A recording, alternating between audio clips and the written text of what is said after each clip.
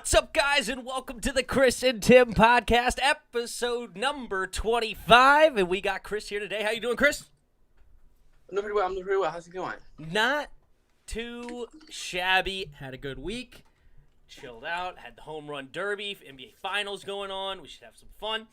All right, let's start this show off with a couple of quick announcements. All right, so Chris and Spoiled's fantasy football draft has 3 openings left, 10-person league.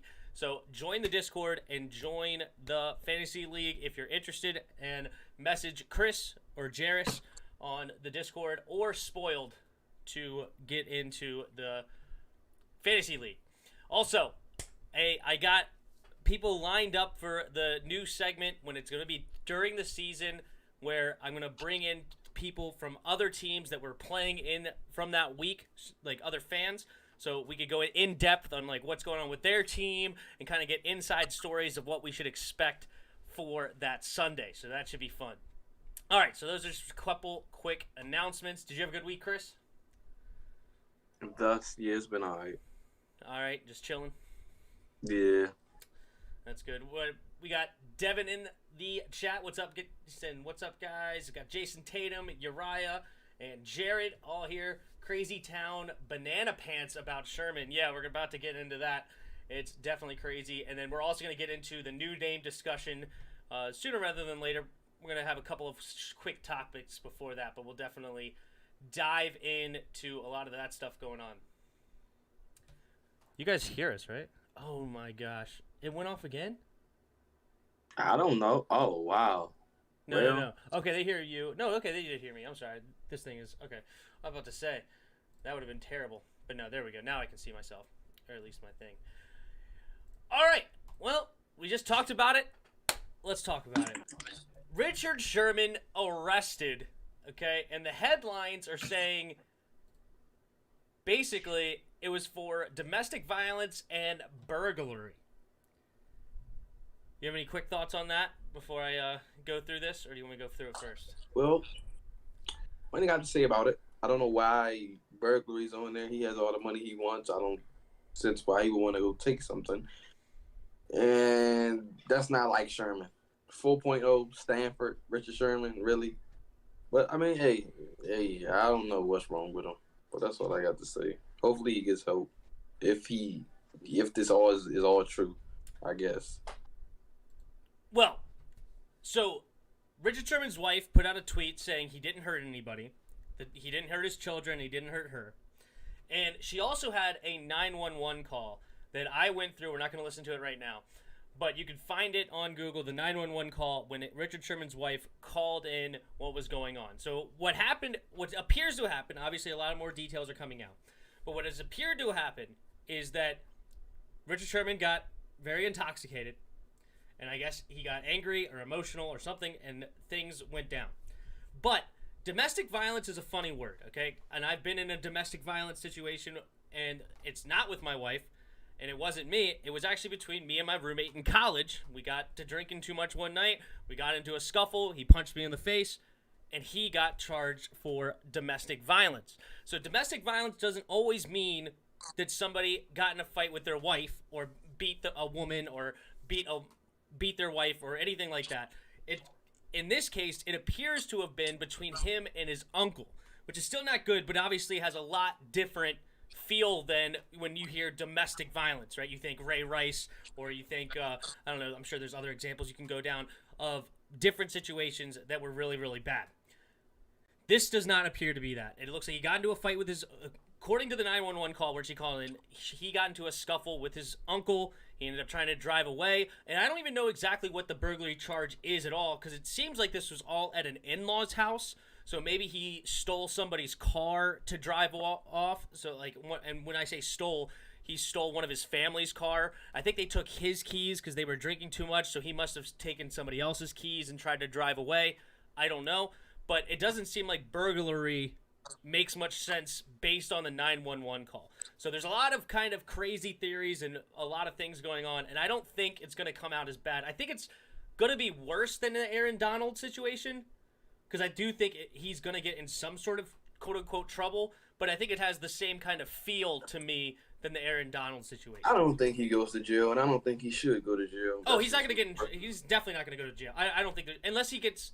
I don't think he's had any history of like DUI or anything. Yeah, that's what I'm saying. He ain't got no history or nothing. They probably just gonna sweep it under the rug, and it's probably, if anything, the worst he get is probably house arrest, probation, and that's it.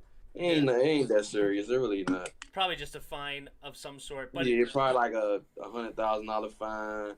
Obviously, he probably gonna have to do bond, stuff like that. So, I think he did. They probably make him go to program. Maybe they gonna do stuff like that. It's not gonna be nothing serious. That's what it seems like to me. So I think he's gonna be. Yeah, it's not the Deshaun Watson situation. I think, or Darius Geis. It's not a crazy situation like that. It's a very. It seems to me anyway. On the surface, obviously things could come out, and maybe this is all completely wrong. But it was coming right from his wife's mouth in the 911 call that you could go listen to. It does not look like he was beating her or his children or anything. It was between him and his uncle. So, still crazy situation. Praying for him because retirement. And he hasn't retired yet, but he's not on a team. Retirement does a lot of things to people mentally. And if you got too intoxicated, you get emotional, maybe your uncle said something he shouldn't have said, and all of a sudden he's popping off because he hasn't been signed to a team. Like, does nobody want me anymore? Am I never going to play football again? Like, this has been his life for 20 years or more, and now that could be all coming to an end. So I'm sure that he's going through a lot on a personal level. A lot relative, okay? I know it's first world problems, all right? Yes, he's got millions, he's got family, he's got this or whatever. I'm sure he's okay. But still, it's a lot on somebody mentally, and I think that's probably has something to do with it. But that's all hearsay. I have no clue. The fact that he threatened to end his life was a shocker. Yeah, see, that's another thing, is that of retirement. Like, am I never going to play football again? I'm going to end myself because this has been my whole world. And it's all in a super intoxicated. I seriously don't. What? It's funny how you just put that, but it's true. I mean, it's not a rational thought, but he's drunk. Thing he probably had to be, because it had this been something that happened before. Oh, maybe then. But if this is something, the first thing that happened, like you said, he probably was just had too many or something. Mm-hmm. Maybe he took something he wasn't supposed to take, or he never took before he reacted to it, and then maybe that's what it was. But outside of that, I don't see how you were gonna kill yourself over not playing football anymore. Whoever does that, they should be checked in somewhere. Obviously, it's not a rational thought, and I don't think that he would actually do it. But when you're intoxicated, things going on, things getting heated, you say things you don't really mean, and that could be something that he said. I don't think he's actually going to do it. But anyway, all right. Is anybody else? No, he doesn't need jail time. Yeah, I don't think so. See, that right there should have gotten him jail time. What should have gotten him jail time? I don't know. I just ignore his comment because he's just talking nonsense to me. World is he should. No, he shouldn't. Oh my gosh, I'm glad you guys said this too. You're 1,000% correct. The dispatcher was terrible. She was so combative with Richard Sherman's wife. It was terrible. Yeah, Sherman definitely should not go in. Man, that lady is unreliable. Yeah, you're so right. That dispatcher was hot garbage. Like, it was she was so combative. Like, instead of just trying to get to the nitty-gritty of things, she was trying to argue with Richard Sherman's wife that she wasn't acting properly in this situation and trying to, argue with it almost. And I'm just like, she's flustered. She's probably been drinking too. Like, things are going down crazily. And, anyway, there's a lot of stuff in there. But, yeah, they were terrible. No. Okay, not jail, maybe the nut house, but not jail. I'm saying that since he said he was going to commit suicide, he should have went to jail. No, you don't go to jail because you are threatened suicide. I mean, I think he should definitely go to a therapist or a psychiatrist or something to make sure that these are not if the authorities hear something like that. Yes, I think another step should be taken, but jail is not the next step. All right, enough of Richard Sherman. We just wanted to talk about that real quick. Wait, get off that. And let's go to Deshaun Watson. but not his court cases. We're not going there. We're going to this ESPN staff writer. All right? This ESPN staff writer. No, sorry. Before we do that, we're going to talk about Adam Schefter throwing out that the Eagles are actually in the best situation to trade for Mr. Deshaun Watson. Of course, they have Jalen Hurts right now. I don't even know who their backup. No, it's Joe Flacco, I think, is their backup. Or is he at the Jets? I don't even remember. Point is, they don't have quarterbacks that are real good, in my opinion. I know, Chris, I think you like Jalen. But anyway, do you think the Eagles should make this move if Watson becomes available? No, and I quote, Adam Schefter made a very good point when I went on there and I read it. Mm-hmm. He said they have the most draft capital. Mm-hmm. And they got the pieces to go make the move. Should they? Why not? If they made this move, we at the bottom. Merely for the simple fact that we don't have a quarterback. We already have the worst quarterback in the division. They get him. What we gonna do? We gonna have to trade up in the draft. I still want Ritter or JT Daniels. You don't have to trade up for him. But a move like that, you might have to go. Like I said, I like Ritter a lot. I still want Ritter over all the other quarterbacks. But looking at it from a different perspective, you might have to go get Rattler or Howell. You just may have to get Rattler or Howell. Yeah, I think that's it. Is that it? Yeah, Rattler or Howell. Yeah, Spencer Rattler or I forgot Howell's first name now. Sam Howell, yeah. But they should do it. All that draft capital, this is what I do, though. Mm-hmm. Dang, I can't do that. You know what? I just give all the draft capital. Mm-hmm. If I'm the Texans, I'm on the phone right now. You want to know why? I got a number 1 pick. I can get like 4 first-round picks.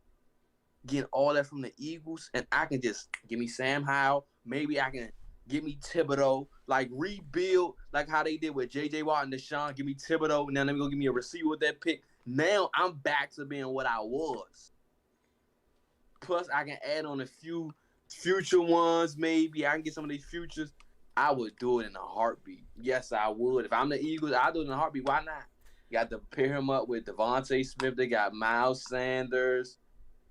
Jalen Reagor, Dallas Goedert. I think they need to add another receiver over there. And they need a tight end for sure. But they got to run it back, and they got a number 1 receiver. That's a start. And they got Jalen Reagor. You forgot something very important down in Houston, and that's Davis Mills. All right? They already have a young goat down there at Davis Mills. You add Thibodeau, and then you add somebody else with these first-round picks, and you get your own first-round pick that's probably going to be extremely high. Maybe trade out of it because you already trust Davis Mills. No. Oh, no. Didn't they get Tyrod Taylor? LOL. Didn't they get Tyrod Taylor? Yeah. You know what that means? Davis Mills is going to hit. Because whenever Tyrod Taylor's there, the young rookie steps in and it's a GOAT. I think they should probably at least try to flip.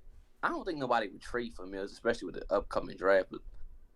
But maybe if you can flip him for like a 5th rounder or something, I'd do that.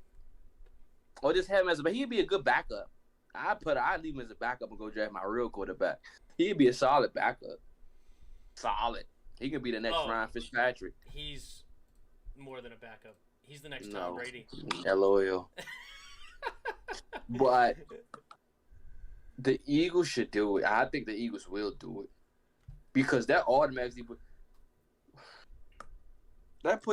them ahead of us. Even they team not better, but them having Deshaun Watson and the fact that we don't, and the Cowboys got Dak, and the Eagles got Daniel Jones. We the only team in the division, only team in the league with no franchise quarterback.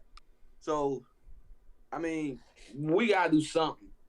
If they make that move, we gotta do something immediately. It's going to be interesting here. It's going to be interesting. No faith in Fitzmagic. Okay, listen, okay. Fitzmagic compared to Deshaun Watson and Dak Prescott. Are we really making comparison here? 2 top 10 quarterbacks, and we're comparing them to Ryan Fitzpatrick. Come on. Enough said. Speaking of top 10 quarterback, there was an ESPN staff writer that did not include Deshaun Watson on his top 10 list. What do you think about that there, Chris? Jeremy Fowler Ridiculous. from ESPN. Let's go through it and let's pick out who shouldn't be there. All right. So number 1, he's got Patrick Mahomes. Not mad. Number 2, he's got Aaron Rodgers. Not mad. Number 3, he's got Tom Brady at age 44. That's I fine. think that's crazy. I think Russell Wilson should be number 3. But Russell Wilson, he has at number 4. And here's the wild card. Josh Allen at number 5. Do you like Allen at number 5? Or do you want me to continue? He made it to an AFC Championship game. Deshaun Watson hasn't. I got to give him the nod. Okay, fair enough. This is where it gets a little wild. Matthew Stafford at the 6th best quarterback going into 2021. No, man. Over Dak Prescott, who was number 7. Over Lamar Jackson, who's number 8. And then he has rookie Justin Herbert already cracking the top 10 at number 9. And then Kyler Murray sitting at number 10. So that is his 1 through 10. This Jeremy Fowler at ESPN. Okay. I'll give my 6 through 10.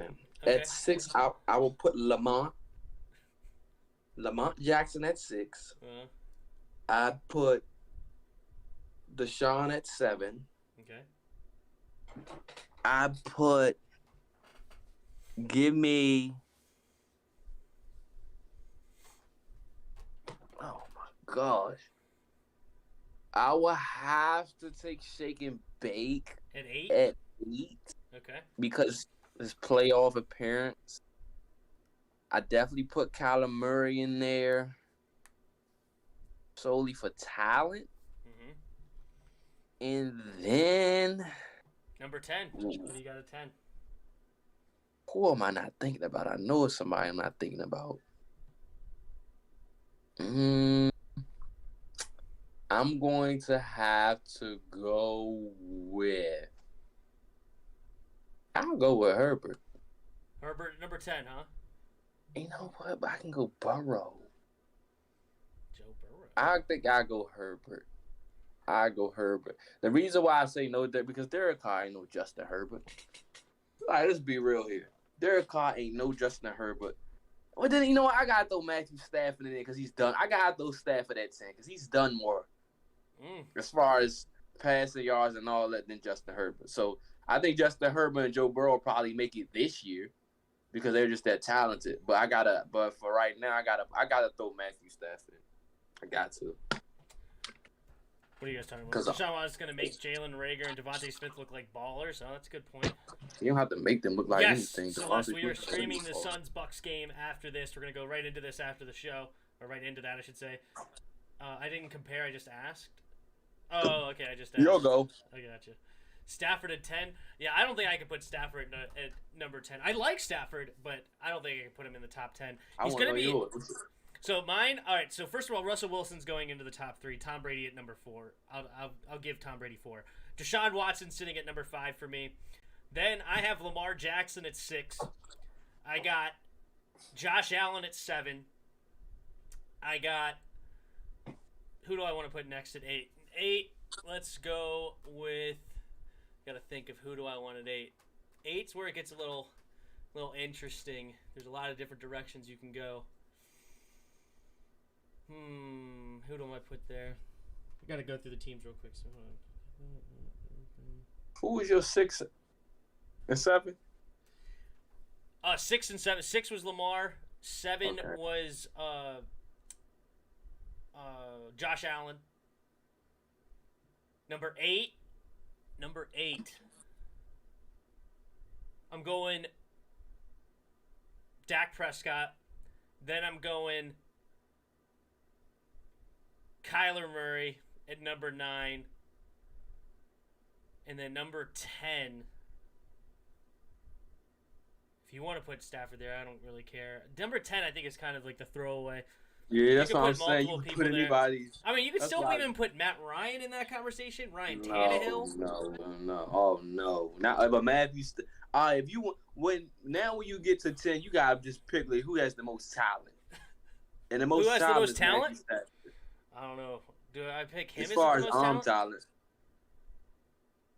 Do I you think he talk has the about more arm talent? talent. Matthew Stafford's up there with Pat Mahomes. If we being real. Nah, Matt Stafford's got a good arm, but he's not Pat Mahomes' arm. But anyway, all right. I'm gonna throw in a wild card. You know who's gonna be number 10? Mm. Carson Wentz will be the top 10 quarterback this year from the Colts. There's my number 10. Carson Wentz. He's going to stay healthy behind that fantastic offensive line. He's got weapons over there. Well, if you was gonna talk about going into it, then I want Herbert. All right, take Herbert. I want Burrow. All right, take I want Burrow. Burrow. I'm going Carson Wentz at number 10. Maybe even Tua. Carson Wentz, number 10. All right, so what's this thing about Lamar Jackson playing receiver or something? Oh, yeah. Lamar Jackson, he was in his hometown, I think on like some court, teaching some young kids. He was running routes against them, playing defense against them. And I seen it on Undisputed, and they was talking about it and how can it affect this money. And they had a good point. They was like, why are you out there? Had he tore his ACL out there, then what? You know, he's on concrete too. I think he was on concrete. I think. Correct. I don't know. Mm-hmm. But they made it because the reason why I want to say would it affect this deal is basically solely upon if he would have got hurt. Would it affect it? Because obviously he's not going to affect it now. He's not hurt. But him doing stuff like that, what do you do? Do you tell him no? Well, I'm sure you do tell him no.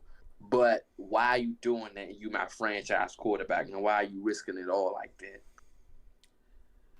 I mean, I understand the concept of not wanting to put yourself in extra harm's way, right? Like in certain things.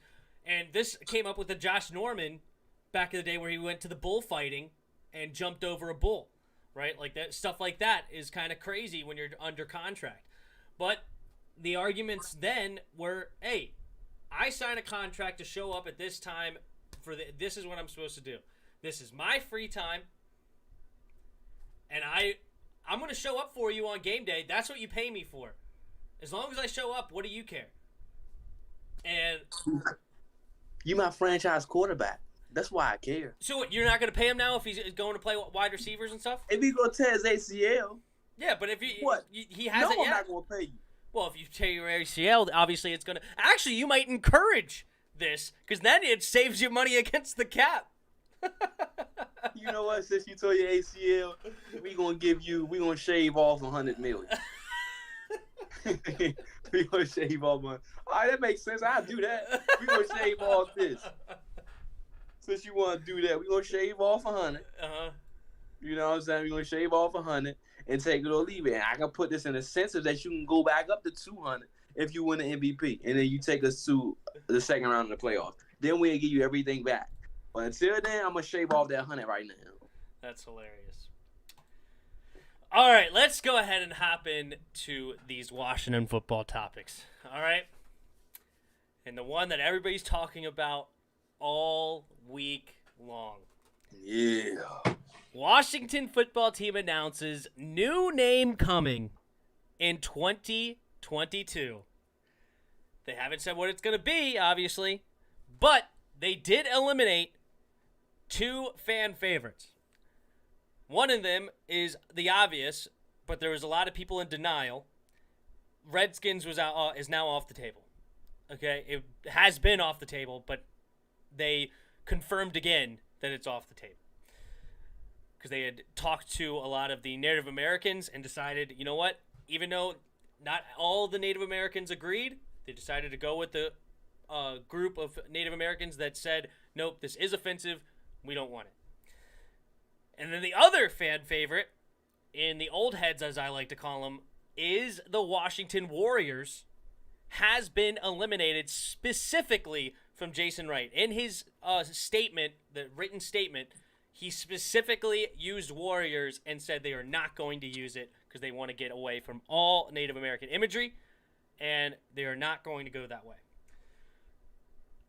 Something that Chris heard, I didn't see this in this thing, but he said, Jason Wright apparently said he is not interested in making the R a priority.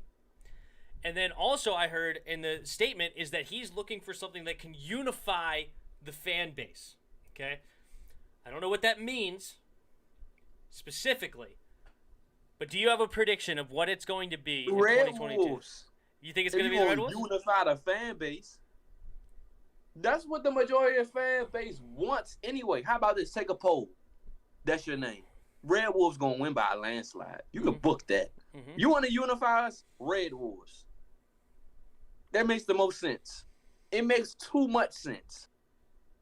That's how if you want to unify us, that literally, in a stadium, the whole freaking stadium howling. On third downs, fourth downs, 2 minutes to go, 30 seconds ago, the whole stadium.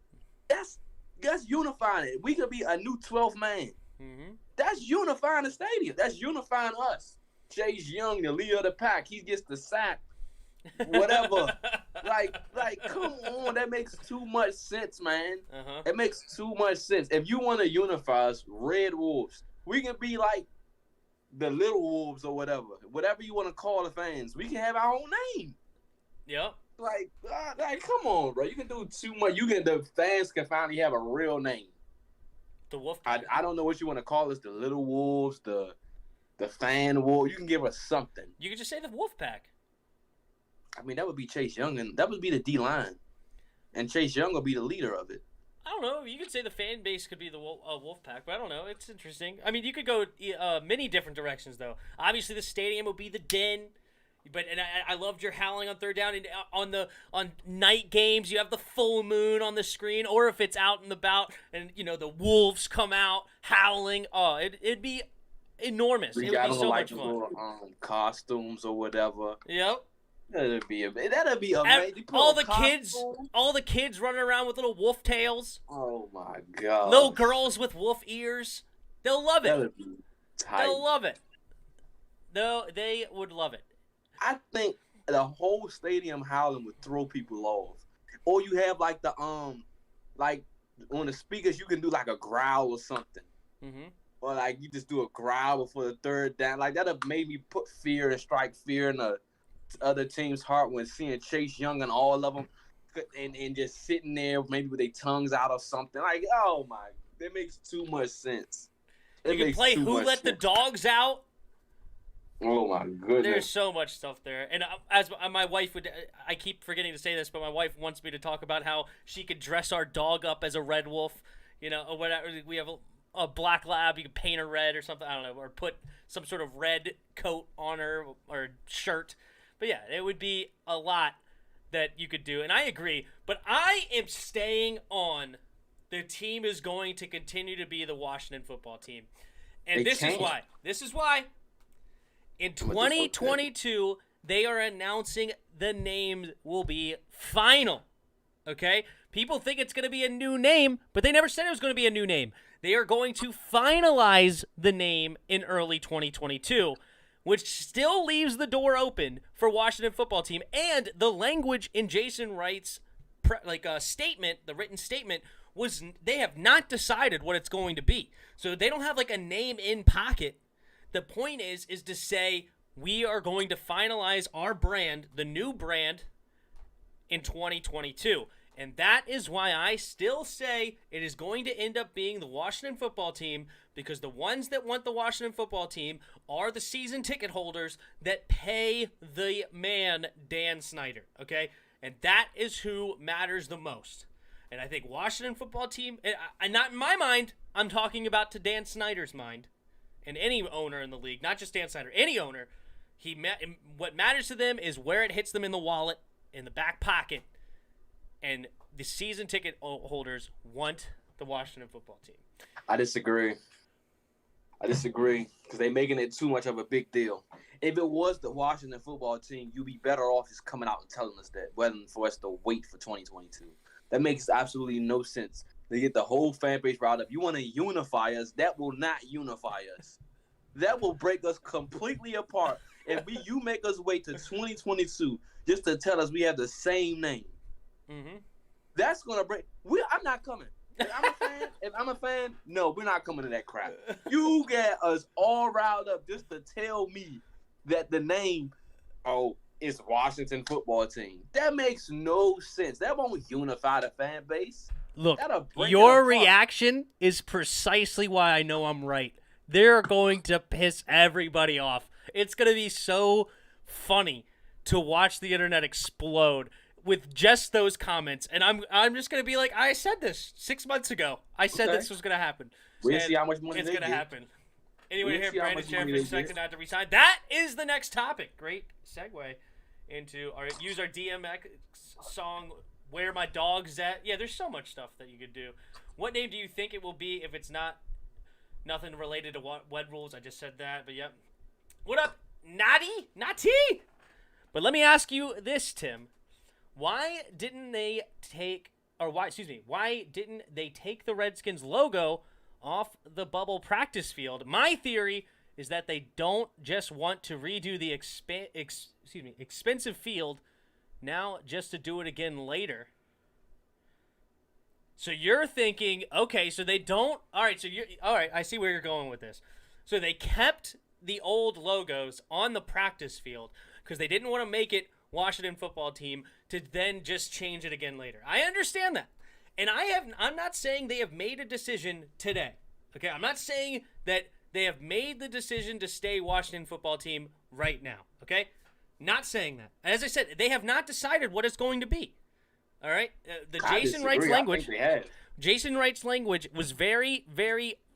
You could tell that he said they're still communicating with the community. They're still talking to fans. They're still going over it. They have not made a decision. Okay, so I don't think they want to change it because they haven't made a decision. But imagine right now, let's say this. Imagine right now we end up 12-5 and winning a playoff game. No way. If we go 12-5 and win a playoff game, the fan base, after 2 seasons of Washington Football Team, especially the season ticket holders that are going to be going to these games, are going to want it to stay Washington Football Team because people are just freaking superstitious. No. Okay? You could do what I told you earlier. What's that? You could change it to the Red Wolves. You could trade up in the NFL draft and draft Sam Howell, the first as your quarterback, to validate Red Wolves. His last name is Howell.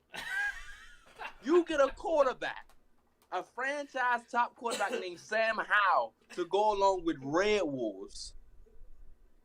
It's so there good. You go. It's so great. It's so there great. You go. That's awesome. They need to call me. I get whatever trade, put me as GM. Whatever trade I need to make, I'll go get Sam Howell. Move Jason Wright out the way. Let me be. Yeah. We the Red Wolves and we drafting Sam Howell. Didn't Chase Young say he liked the WFT name? There's a lot of people that like the WFT name. They need to talk to Jarrison Tim. Anyone hear about... All right, yeah. So Celeste asks, anyone hear about Brandon Sheriff expected to not re-sign before the deadline? That is on the list next. Brandon Sheriff is not looking good to sign a new deal by tomorrow. I got you laughing or something? Or did somebody say something in the chat? No, I'm looking at the stream. Okay. It doesn't look good. It doesn't look like they're going to sign him to a long-term deal. Smart, not smart, meh. What do you think, Chris? It's over now. It's over. They waited too long. I think Ron Rivera and company are highly not intellectual at all. I still believe this is the worst front office I ever seen in my entire life. You letting your best players walk for nothing. These top players walk for nothing. What is wrong with you? What is wrong with you? You manage the money wrong, completely wrong. I'm not even gonna get into this past off season. It's no point in bringing. We know Brandon's gone, so Brandon's gone. Mm-hmm. Who your right guard? I don't want to hear Sadiq Charles. Oh, I love it. If that's the case, I want to see Sadiq in there now. This $18 million already wasted. I don't even want to see Brandon on the field. Throw Sadiq in there. Let's see what he got. If he ain't got nothing, that's a draft pick wasted next year. Ain't no point. And I don't want to see Wes Schweitzer and Eric Flowers as my two guards because they ain't going to cut it.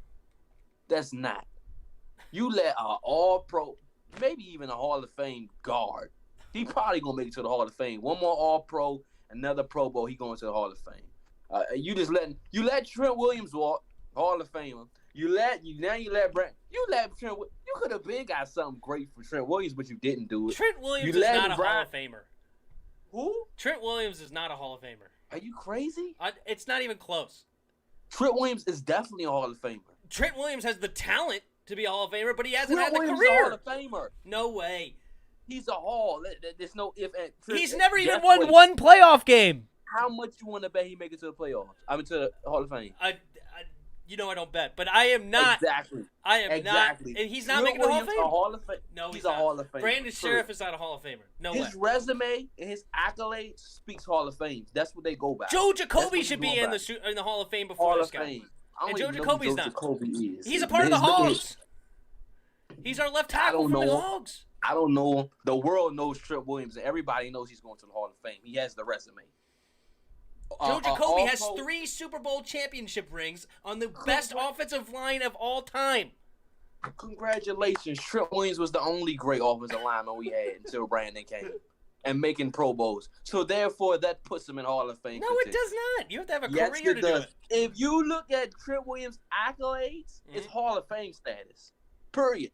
And if you want to say that, whenever he's going to win a Super Bowl with the Niners probably eventually. Whenever they put in Trey Lance, that's just going to solidify it. So no matter how you want to look at it, he's going to be a Hall of Famer. You got Brandon Sheriff. He's going to go to a contender next year. He will get a Super Bowl ring. He will be a Hall of Famer. So 2 Hall of Famers just basically off your offensive line. Brandon Sheriff is a Hall of Famer?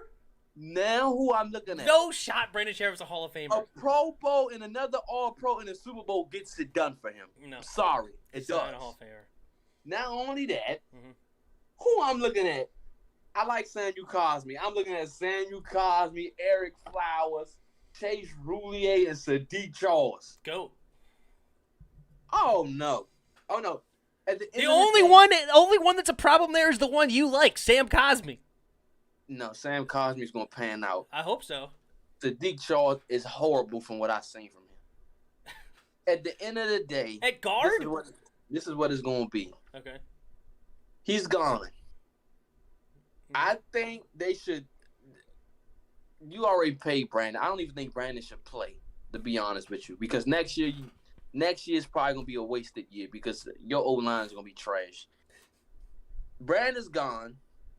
Okay. Now this is the way I'm looking at it. If I'm Daniel Snyder, I'm be like, look, the next player that we need to pay, I bet not see our top player walk out this door. The next big player that we gotta pay is Jonathan Allen. Now, if we got the money, if I see Jonathan Allen walk out that door, I will not be a Redskin fan ever again. I'm sorry. I cannot do it. I better not see Jonathan Allen walk out that door for nothing. I better not see you're going to be a Red Wolves fan. You're going to be a Red Wolves fan. I wouldn't be a Red Wolves fan no more. I better not see none of those guys walk out the door for nothing. I need a first rounder for John. I don't care if it's his last year. You better sign and trade him. I need 2 firsts for John. If you don't give me a first, you don't give me an all-pro player for Jonathan Allen. So either you pay him. I don't want to see another player walk out this door without massive draft capital or a great player in return. Now, you know what I would do if you talked about this earlier? Let A.J. Brown be on the list. Jonathan Allen, goodbye. They can have Jonathan Allen, and they can have a second-round pick. And I'll gladly welcome A.J. Brown to the Skins. Gladly. Give me A.J. Brown. Jonathan Allen, goodbye. But that's my take on Brandon Sheriff. He's basically gone. He's out the door. He's out the door. We're paying a guard way too much this year, okay? $18 million is absolutely ridiculous. And if we weren't trying to look for him long term, then we shouldn't have paid him the franchise tag. I 1,000% agree. We should have signed and traded him before the deadline. But That's not where we're at. We're going to have him for one more year. Definitely do not pay him. He's injury prone, and he's 30 years old. You do not pay a guy like that 16, 17, 18 million. Old. Yes, it is. Not for an offensive lineman. It's not. It's an aging guard, especially.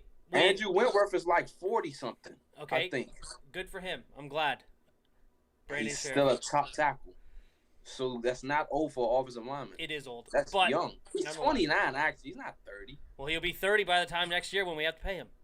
Okay, that's 30. That means he has 4 Pro Bowl years left in him. Yeah, and you already don't pay a guard. You definitely don't pay a 30-year-old guard. That's not happening, okay? You don't pay him. So he's going to walk, and it's going to be fine. We're going to get a compensatory pick for him when he walks and signs with another team on a big contract, and we'll get like a 3rd-round or a 4th-round compensatory pick, and it'll be fine. And then when he wins the Super Bowl, we'll look Wes dumb. Switzer. LOL. We got Eric Flowers. We got I love Sadiq Charles. Sadiq Charles could be Brandon Sheriff 2.0. No. Yep. Left tackle going into guard.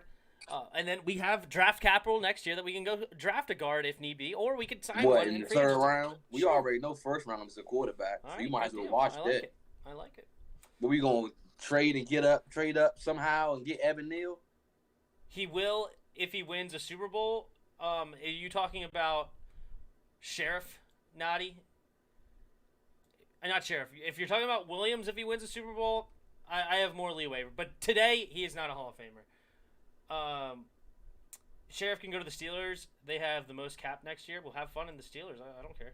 No, they don't. I think the Texans are one of them got the. I know Colts got a boatload of cap, but that's the last of their problems. Incredible. Oh my God! Imagine they got Brandon Sheriff and Quentin Nelson.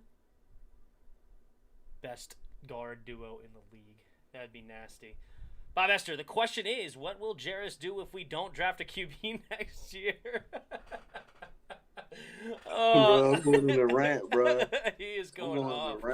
What if Browns trade Wyatt Teller for Jonathan Allen? Wyatt Teller. I don't know who that is, so good one. Did that young goofball just say he don't know Joe Jacoby? Young boy. Yes, he's young, and that's okay. We're good. We are good. All right.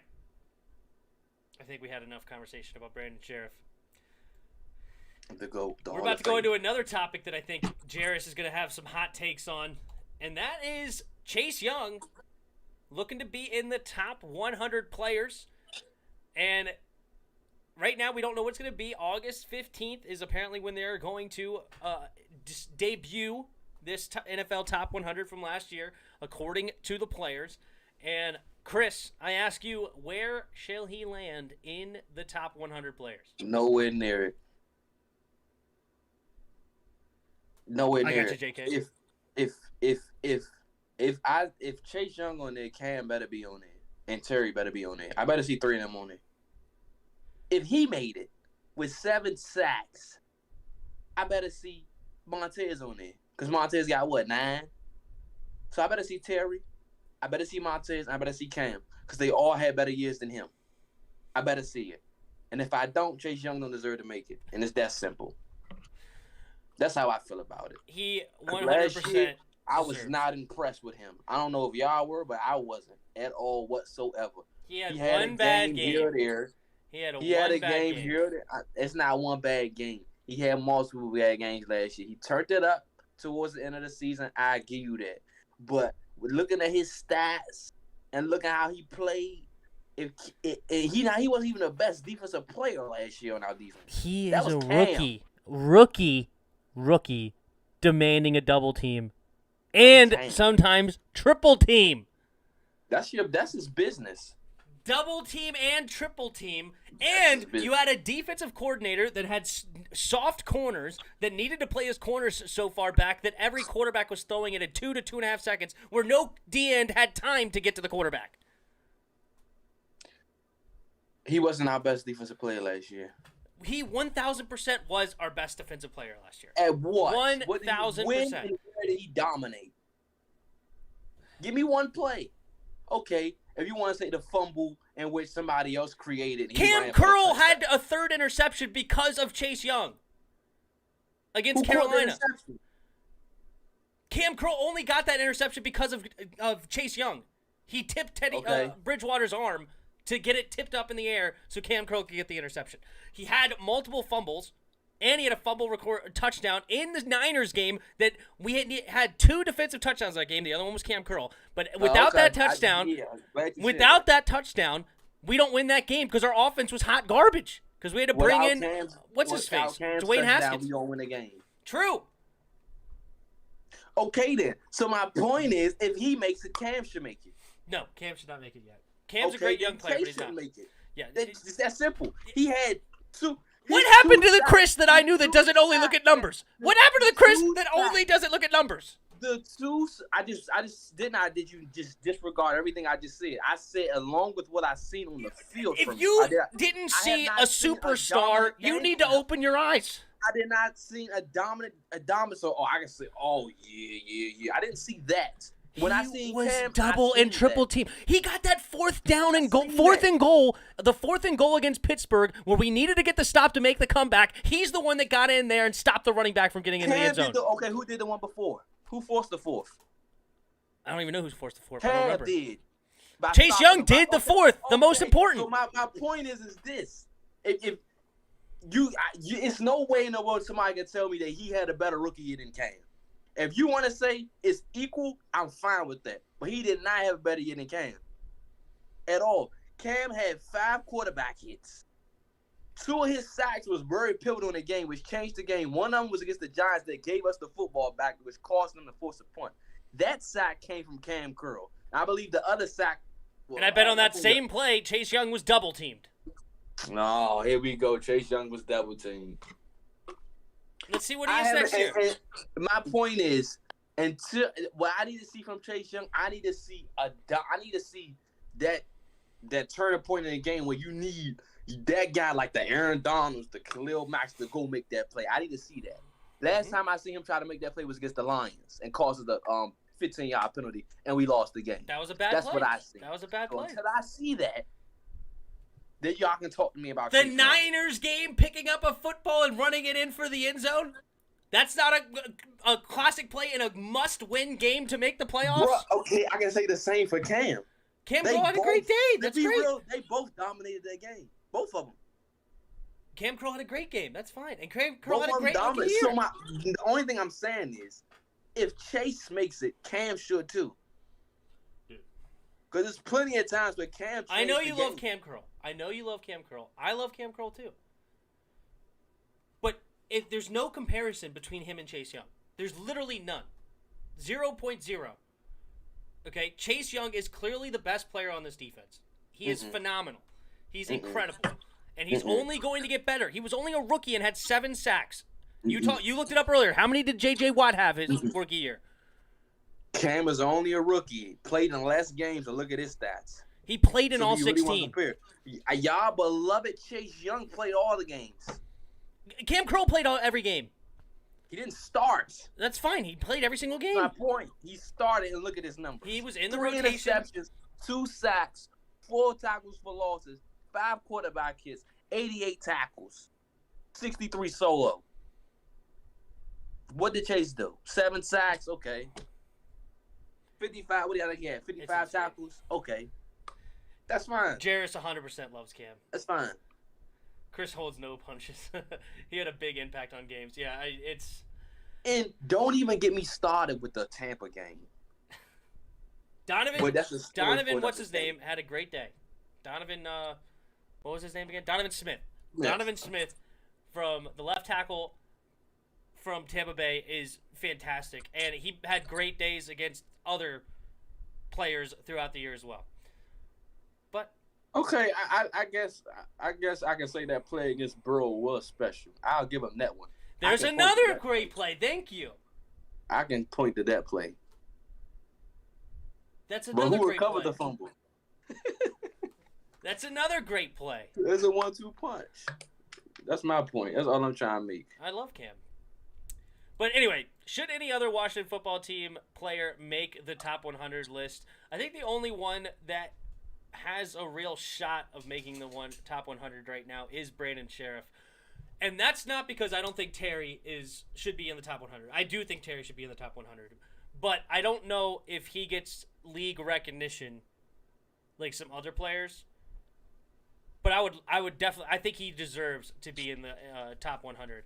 But there's a lot of young wide receivers. You the injury, that has no excuse. I'm not giving you an excuse. If you're on the field, you playing. I don't hear that crap.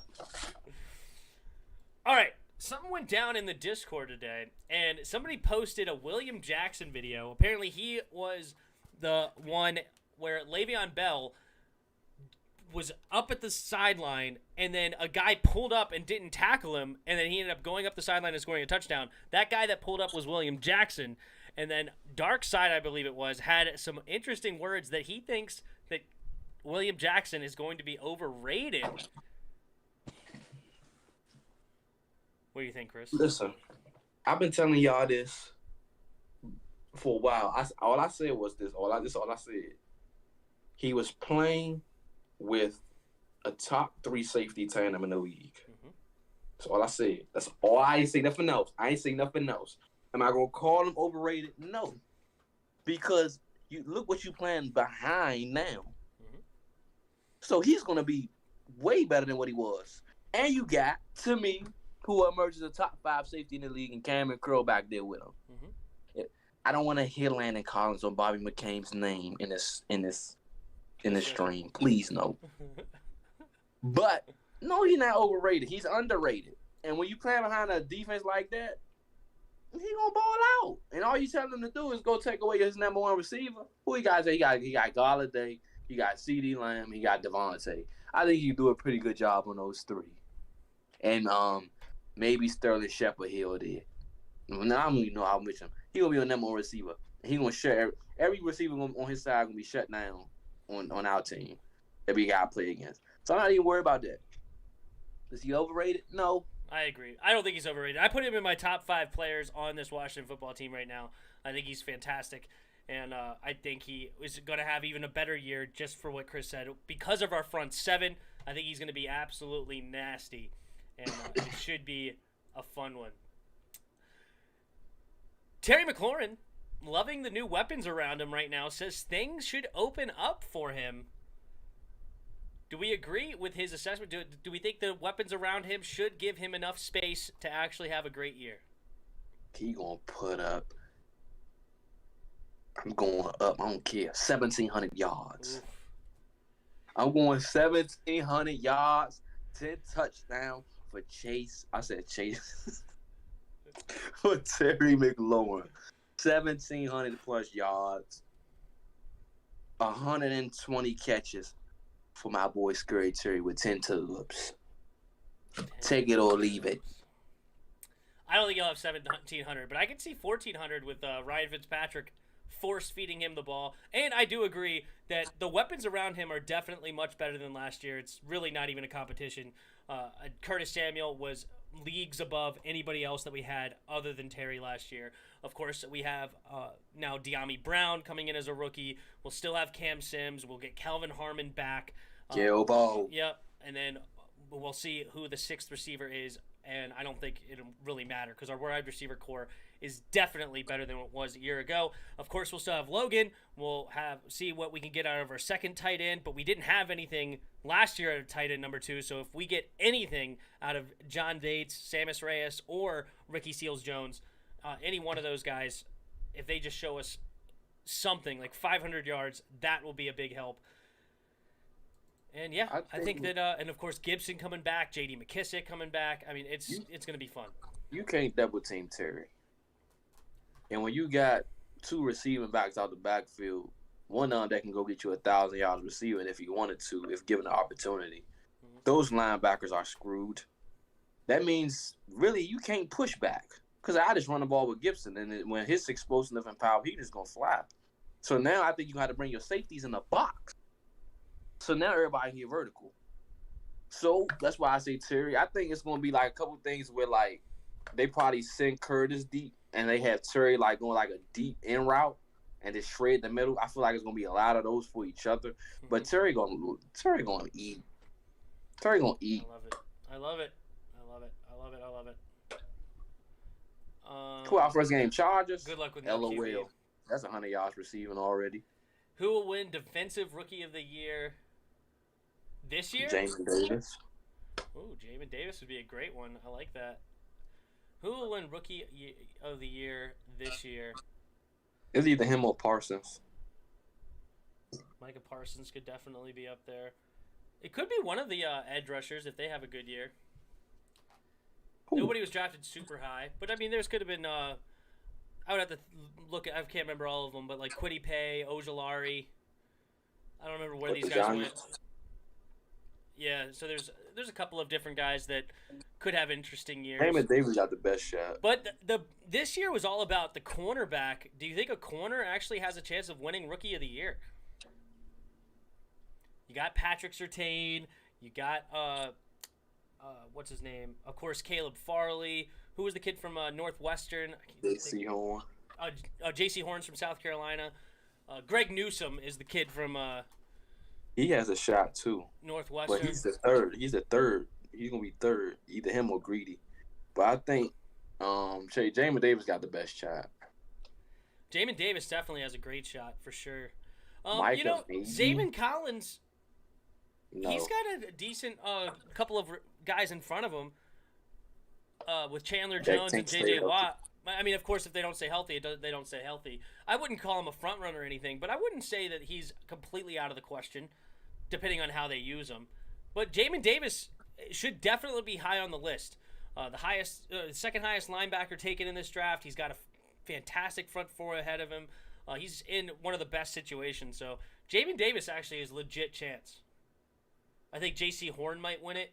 Yeah, because J.C. went to Carolina, right? Yeah. Ooh, he has a good chance too. With what they just put around there, yeah. And they was the one, bruh. You want to know why the Panthers are the best team? I think they was the ones that was trying to get Benjamin. I think they was the ones that trying to trade up because it was reported that somebody was about to trade up to go get him. Mm-hmm. And I think it was the Panthers. Now, if that was true, the Panthers would have had a nasty draft class. With him and JC. Completely change your cornerback room for sure. Oh, my goodness. That's a lot of fun. I'm not capping. It's facts, God. Celeste. Keenan Allen and Mike Williams are going to get at least 2 touchdowns on y'all. We'll see. Of course. They probably get. No, they won't. I think Keenan Allen will because Keenan Allen is a beast. But, We'll see what. It'll be a great test right away for William Jackson, the third, as on the warpath, like you said. William Jackson, the third. Good old Corey. But yeah, no, it's should be fun, and I'm gonna have LAFB Network, I believe is what their names are. LAFB Network. You can go subscribe to their channel. That's who I'm gonna have on the channel for week 1. He messaged me back and said he's down, so that should be fun. I'm still working out the details of when we're going to do this. We may end up doing it on a Tuesday. I told him Thursday, but then I completely forgot about the Thursday night game, especially the season opener. We're definitely going to be streaming that. So, I don't know. It may end up being Tuesdays because we got the Chris and Tim podcast on Wednesday. I think Friday's too late. So, I'm going to talk to him about maybe doing it on a Tuesday, and then people can watch that throughout the week. I think that could be fun. But, yeah. All right, you ready to get into game number 4 of the NBA Finals? Sure. Bucks, the Milwaukee Bucks win game 3 after going down 2-0. They win it in great fashion. I believe it was by like 20 points. Absolutely crushed the Suns at home. We have game 4 tonight. Tell me first, how you liking this series so far between the Suns and Bucks? Annoying, huh? Because the fact that Giannis is so easy to stop him, but nobody seems to want to play to stop Giannis, you simply run a 2-3. Simple. You run it on. Giannis does 2 things, and when you watch the game tonight, this is what he does: baseline or the middle. That's all he does. He has no other offensive game. He's going baseline or middle. If I run a 2-3, you can't get baseline. The middleman, center. If somebody comes through, he's to come up. That's Giannis. You come up, you're going to run into me. That's a charge. You can't go to the other baseline because there's a guy right there. and it's two people in front. The Bucks can't shoot. So why in the world am I sitting here playing man to man when I can go 2-3 and tell them shoot the three all game? Makes no sense. But I guess they're gonna do whatever they want. At the end of the day, I have the Suns tonight. I don't know about I don't want to predict the score, but I just got that because I have the Suns in 5. I think the Suns win tonight. I think Devin Booker has a better game than what he had last time. Mm-hmm. I think that they need to win this game. That way, the Bucks don't come back with any confidence. I think they need to nip this in the bud now so that way they can end it back at their home. You put their foot on their neck now, they'll give up later. We've seen that already. I believe Chris Middleton will have a horrible game because I think he's terrible. He's terrible. After this series, I want to see Jrue Holiday and Chris Middleton in Portland. And I need to see Damian Lillard with the Bucks because I'm so sick and tired of both of them players. Inconsistent, terrible. Terrible. This series is boring because nobody know how to make any kind of adjustments. The first 2 games was nice and beautiful because we seen Chris Paul go off, we seen DeAndre Ayton, Devin Booker go off, and in the third game, the Suns just say, you know what, y'all can have it, and Giannis scored 40. Not impressed. 41. But yeah, that's my take. Here's a great take on Giannis and I'm gonna pronounce his name. Thanos, maybe. His brother. Thanos? How you say it? Thanos, I think it's Thanos. Thanos.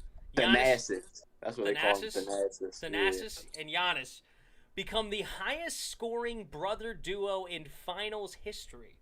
LOL. Of 41 points because Giannis scored all of them. Oh, that was a great meme that I saw. But no, I think this series, actually now looking at it, I think it's going to go 7. I think it's going to go 7 games. And this is why. Oh, my God. In this series where you don't really have, like you could say Giannis is a superstar, but, as you said, he's somewhat limited in what he's able to do.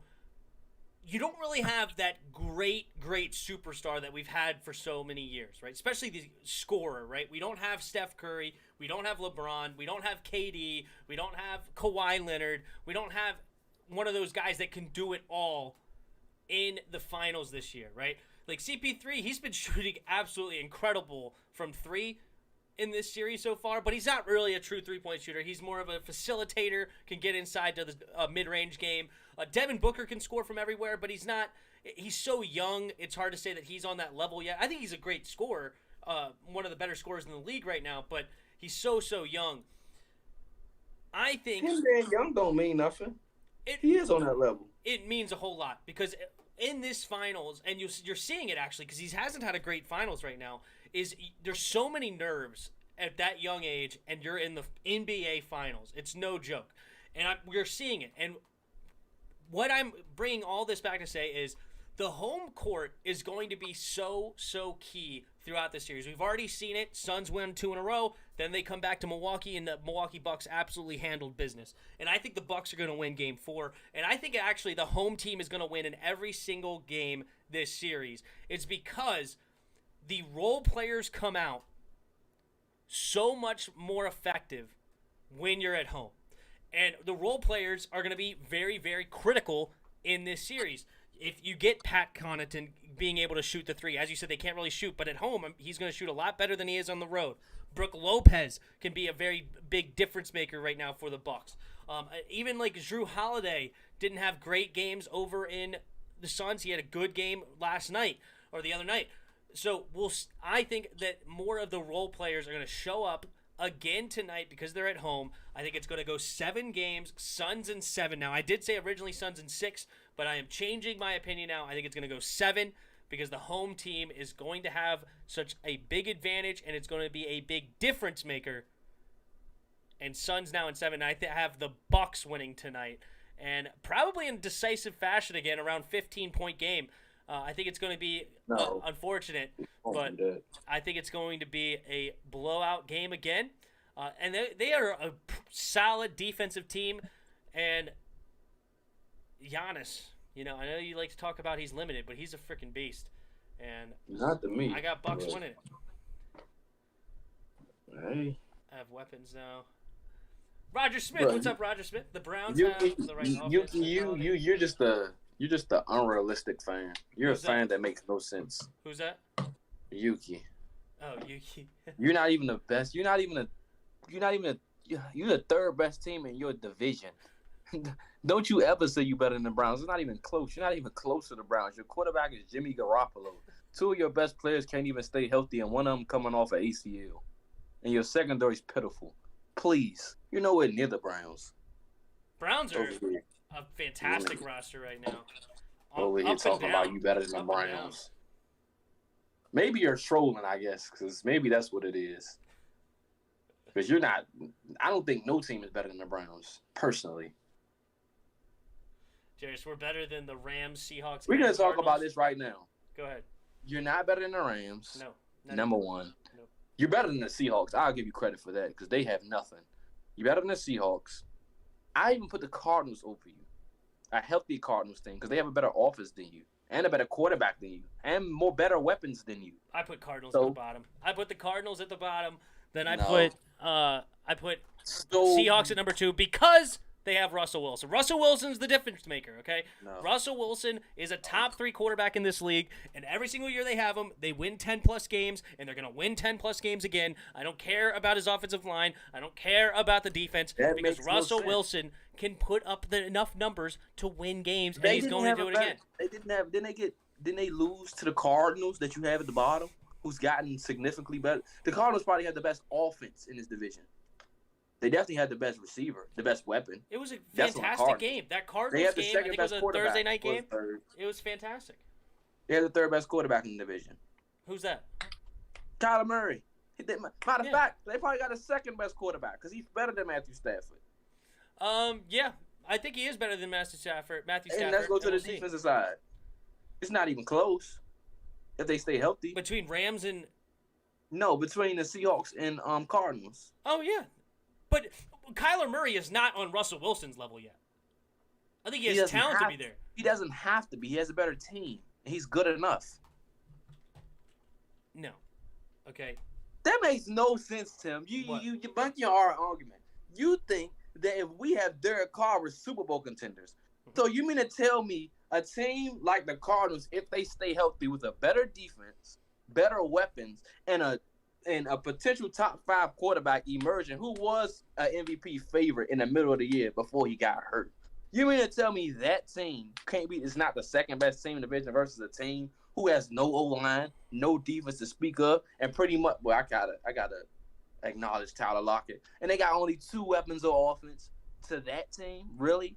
Where Pete Carroll calling the plays? Okay. We'll see how that works out. Russell Wilson. When's the last time the Cardinals had a better record than the Seahawks? Kyler Murray got hurt. That's what happened last year. Okay. And they were smoking everybody. Is he gonna get hurt again? My point is, if last year he didn't get hurt, they had a better record. The only thing I'll give you is, can the Cardinals have a 10-win record? Yes. Yes. If they stay healthy. I agree. They can. But who's more likely to get 10 wins? The Cardinals or the Seahawks? The Cardinals. No shot. They have the better team. Last year they had no defense, and last year they had no offensive line. Okay. How many wins did they have last year, Chris? How many wins did the Seahawks have? How many wins? How many wins did Deshaun Watson have with the Texans? 4. My point exactly. It's gonna be. It's no difference. No, it's a 1,000% difference. No difference. It's the same. Pete Carroll is miles above Bill O'Brien. Bill O'Brien was the worst coach of all time. Oh my God. He traded away DeAndre Hopkins for a broken running back and a second-round pick. You mean to tell me a team who has they got the best weapon in their division, in their DeAndre Hopkins, it's not close. Yeah. Well, compared with Christian Kirk, you like Rondale Moore. I forgot the other receiver they got, AJ Green. And you mean to tell me talk about health? Not better than DK Metcalf and Tyler Lockett? I would probably take DeAndre Hopkins plus anybody over just about anybody. But it's not like Tyler Lockett and DK Metcalf are some scrubs. They ain't what the Cardinals got. I don't care. If the Cardinals are here, the freaking Seahawks are right under them with weapons. If They have a better we have running back. Okay, let me ask you a question. If we have Derek Carr, I'll be better than Seattle. Yes. Then why aren't the Cardinals better? Because the Cardinals are not even close to us. They have a good if they're healthy. We're talking about healthy. They have two defensive ends. And they have Buda Baker. And Buda Baker, yes. And if Isaiah Simmons continues to hope Isaiah Simmons progresses. And you that'd be great. Zaven Collins, like you said. I think Zaven Collins is okay. That's a solid defense versus a team who has no offensive line. It's not even close to ours. Not even remotely close to ours. And you know that. It's not even in a ballpark. Who's better, Seattle or Dallas? Who's better, Seattle or Dallas? Give me Seattle. With what? Russell Wilson. He doesn't mind. I don't care how good you. Bro, you don't understand how good their division is. Okay, let me ask you a question. Did they have an offensive line last year? Who? Seahawks. No, they didn't. Did they have a defense last year? No, they didn't. And how many wins did they have? I'm not sure how many wins they. 11. Okay, that's fine. The Niners was terrible. The Cardinals got their quarterback hurt. And the Rams had Jared Goff, who got hurt, and they had John Wolford. So let's be real. All things being equal, with a healthy team, the Cardinals is the second best team in this division. No. The Rams with Matthew Stafford, Deshaun Jackson. I forgot all the other players they added. Cam Akers. They number one. We agree there. And then the Cardinals, if they stay healthy with DeAndre Hopkins, A.J. Green, Rondale Moore, Christian Kirk, Kyler Murray, and if they can stay healthy on the defense, J.J. Watt, Chandler Jones. This shouldn't even be a conversation. The Seahawks should be finishing. You know what? They got Dwayne Eskridge, and you telling me the Seattle Seahawks? Seriously? Yes. They go 9-8 at best. They go 9-8. They'll win 10 games again. They'll win 10 games again. Do you know what, bro? Do you know what the Cardinals will have to go to finish last? You have the 49ers over the Cardinals? They're going, I bet they go 6-11. Cardinals. Who? Cardinals. What? You crazy. Mm-hmm. There's no way, bro. As long as 6-11. Kyler Murray's healthy with all those weapons, they're winning 6 games. Mm-hmm. How many you got the 49ers winning? I think they'll win like 8 or 9, maybe 8 or 9. With what? With what? The best With run what? game coach in the league. They're getting their 2 receivers back, and they're getting a lot of their defensive players back that they didn't have you last like year. Jimmy Garoppolo? And George Kittle. You like Jimmy Garoppolo? They went 13-3 with Jimmy Garoppolo. You like Jimmy Garoppolo? That team is totally different. They have no secondary, by the way. I don't care. Let's make that clear. So you can talk about the D-line all you want. Their secondary is going to get destroyed. Didn't they get Jimmy Garoppolo? Did they Jimmy not get Garoppolo's Kyle the Fuller? quarterback. No, they didn't. That was the Bears. I mean, the Broncos. Oh, the Broncos So got Kyle Fuller. their defense is terrible. I don't know. If you told me Trey Lance was starting, I would change my tune. But he's not. Jimmy Garoppolo is. I don't care. They've gone 13-3 with Jimmy. With an overall good defense that is depleted, with their best player coming off an ACL, not knowing how he's going to come off, and you still picked him. Now, you're saying, well, if they're all fully healthy, okay, I still don't have the 49ers doing nothing.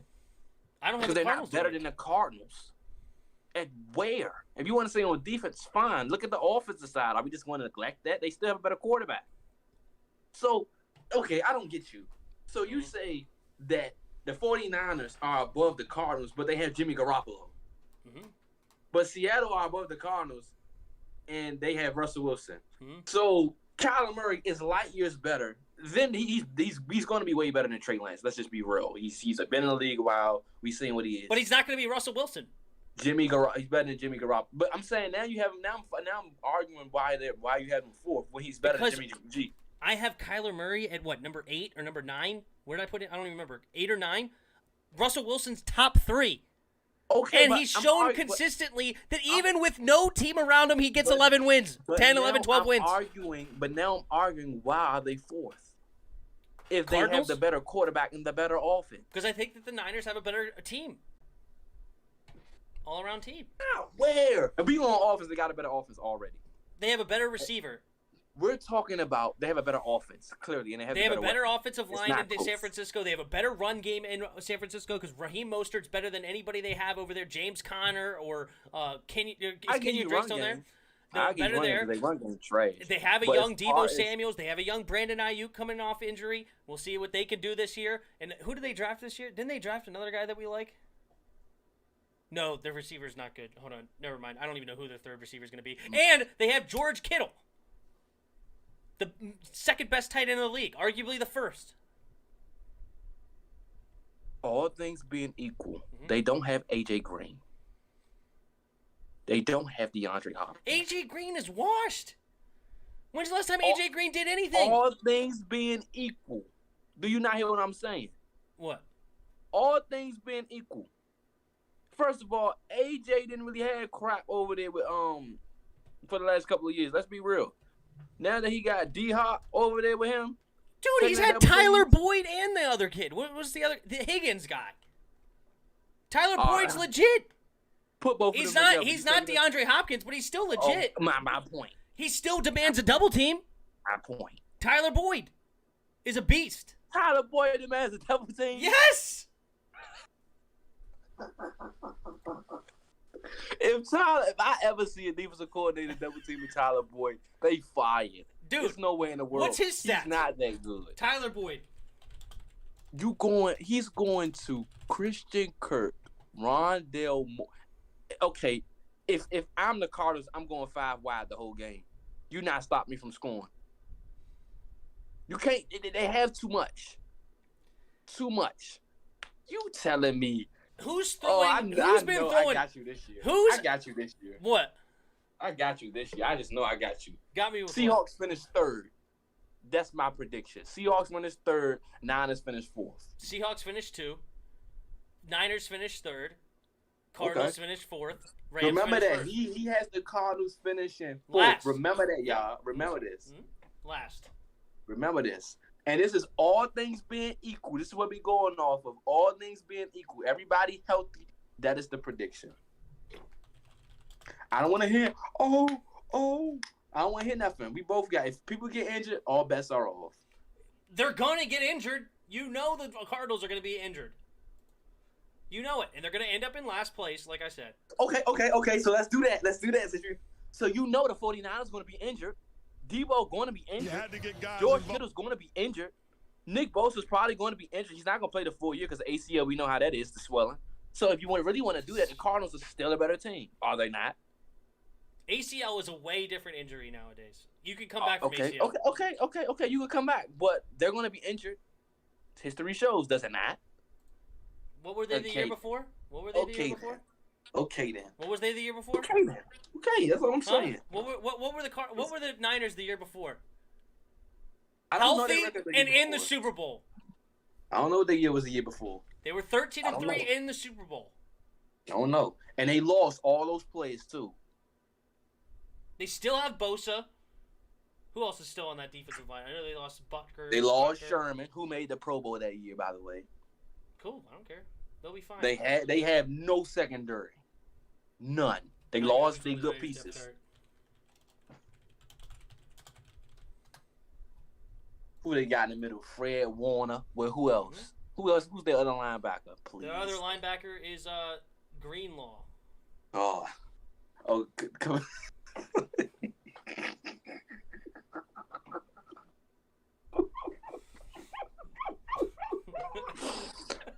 Oh my goodness.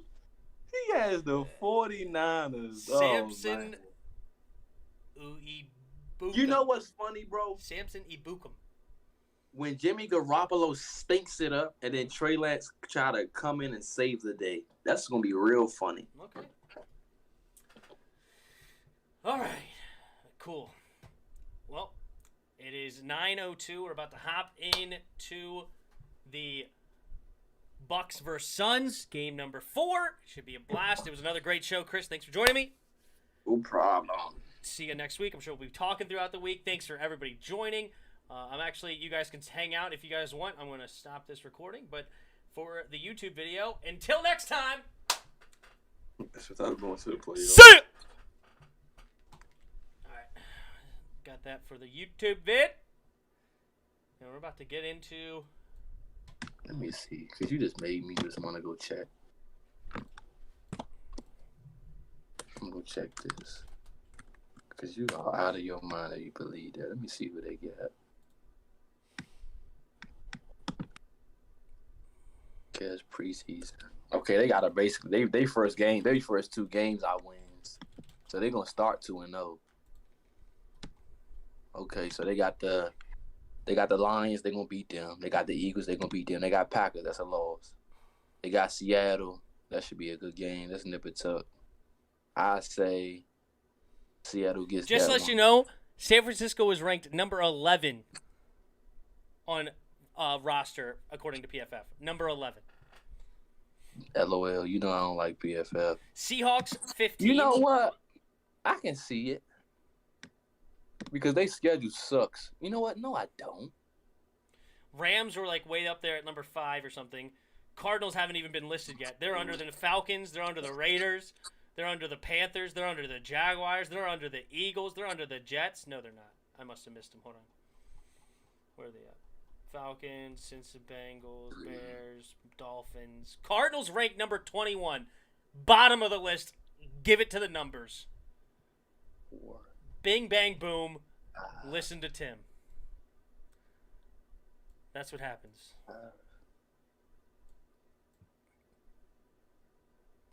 Bro, I don't see it. I I say 7-10, bro. Looking at this schedule, bro, I see 7-10. I don't see it. Looking at their schedule, I see 7-10. Niners? Yeah. No, they got the Lions. That's a W. I give them that. They got don't the talk Eagles. about numbers. Why are you not talking? Why can't I talk about numbers? Chris was talking about numbers all day. Oh. But I got the Lions and Eagles. They're going to get those 2.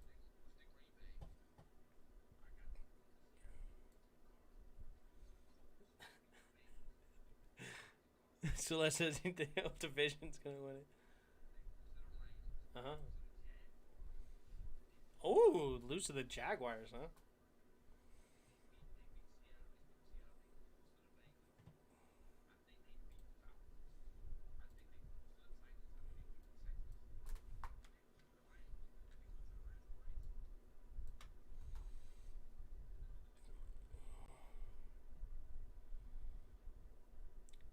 But Chris can accept those numbers, you can't? Why can't I? I don't even know.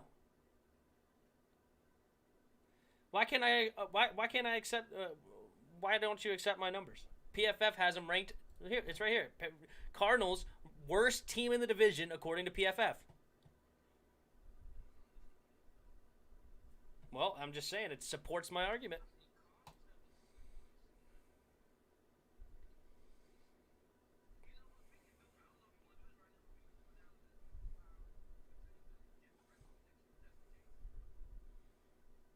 I think it's going to be like 8-9 wins for the Niners. I think it's going to be 6-7 wins for the Cardinals. I think it's going to be 10 wins for the Seahawks and like 12 wins for the Rams.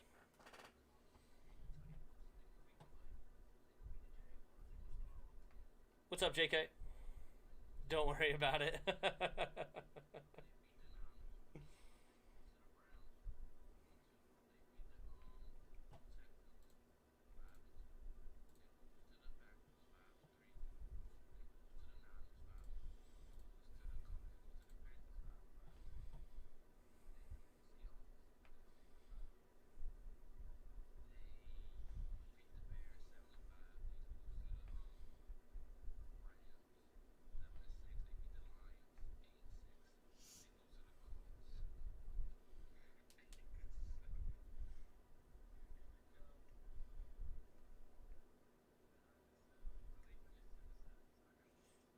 Cardinals?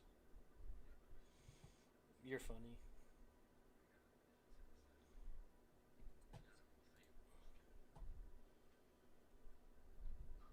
Wyatt Teller. That's what you do, Chris. That's what you do. Ooh! Wyatt Teller. Holy smokes. Oh my God.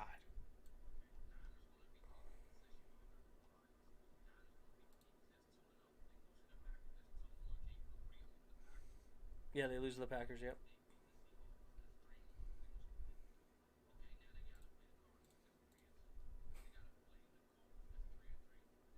Oh shoot! I forgot I switched the thing.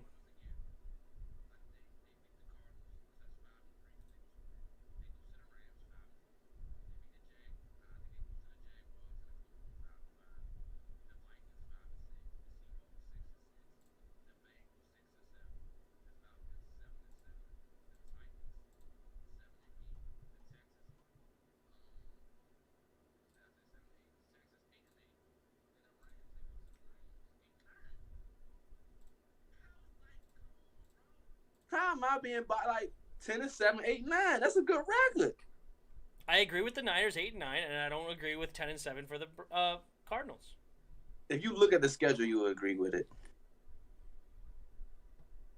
Wyatt needs a contract extension next year, and I believe, and he feel like it will be win situation for us getting Allen to pair with Miles. I mean, that dude's a beast. There's no doubt. Wyatt Teller is no joke. Good grief. Oh, he had a bad year last year, though. Ugh. Oh, wait. Oh, no. Wait a minute. You're selling me a bag of goods here there, expert. Oh, so he had a good year last year, and we're going to give him all the credit. Oh, okay. I see you. Then he was a 60 PFF the year before that and a 56.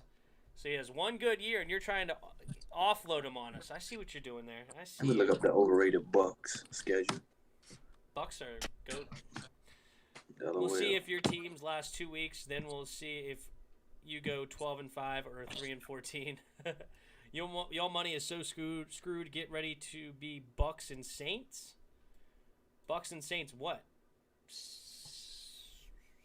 I think Saints will win like 8-9 games this year. LOL. I think so.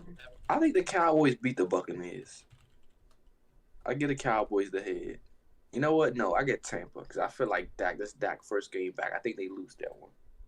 I think they beat the Falcons. They finished 2-0. The Rams will get them. That's 2-1. The Patriots. I think Bill Belichick puts that out 2-2. Dolphins. I think Tua not ready yet. 2-3. The Eagles 3-3. The Bears. They beat the Bears 4-3. They beat the Saints 5-3. They lose to us 5-4. The Giants play you tough. You know what? That's a game Daniel Jones can win. I'm gonna say they go 5-5. Hey, Chris, on the screen, do you see what is that? They lose to the Colts 5-6. Sorry, Chris, do you see the game right now on my screen? No, I mean I see, and it's just blank. It's a black screen. Yeah. Okay. I was just curious. Yeah, so I got the Buccaneers going 9-8. No, Wyatt was with the Bills and he didn't have time to develop, but he became great. Now just watch this season. No one had him great last year. Ah, okay, I see. Tim avoids his team's contracts like Patriots head coach avoid the media. Anyway, all right. I gotta change the title of the stream. I almost forgot.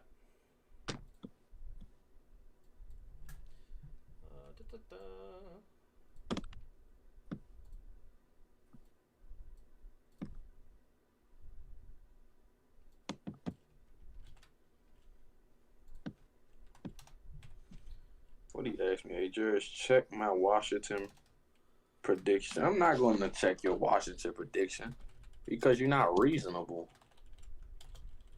or realistic or being real. I'm real with my predictions, and I'm usually right. So whenever I do end up being right, don't be surprised. Bucks not finished. Bucks going to be the second in the division behind Panthers. 5-12 Niners. A report says Eagles wish they could redo the Jalen Hurts pick. Jalen Hurts is a good quarterback. I don't care what nobody say. I'll take him any day, especially over what I got. All right, we're getting started in the game. Tip off. Suns score first. All right. All right, Bohemian Rhapsody. I'll see you next time. What? I I said Bohemian Rhapsody. I don't know what that means. Don't worry about it. It's not offensive or anything. You're fine. Box score. All right. We got 2-2 basketball game now. All right. Oh, never mind. It's 2-0. Here we go. Now we got transition. Drew Holiday leaving it for Middleton. Middleton layup. Finger roll is good. All right. Here we go. So it's 2-2. We're a minute and a half in. DeAndre Ayton stop and pop from the free throw line. In and out, no good. Mikal Bridges, though, keeps it alive. Jay Crowder for 3. Off the back of the rim, no good. Chris Middleton, the rebound for the Bucks. So the Bucks won Game 3. Had a great day trying to hold home court. Oh, bad pass there. Oh, but is Giannis going to somehow end up with it? Ends up on the ground. Good pass. Leaving Lopez open. Good hands there by Giannis to keep possession of that ball. He got it kicked out to Drew. Drew find a wide open Lopez underneath the basket, and he slams her home.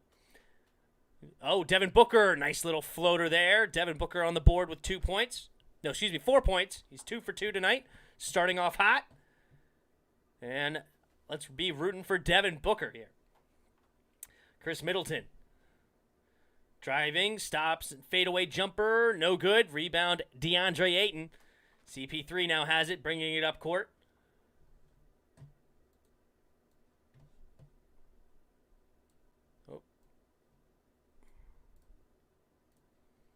Oh, Chris Paul drives the lane wide open, gets the easy lay-in, and the Suns take the lead now 6-4.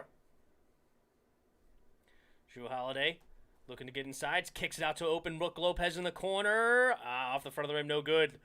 Bridges the rebound. Bridges has it up court now. Hesitation dribble getting inside, and he's going to shoot a mid-range jumper. Nothing but net. Suns off to a good start here, 8-4. Shooting 57% from the field.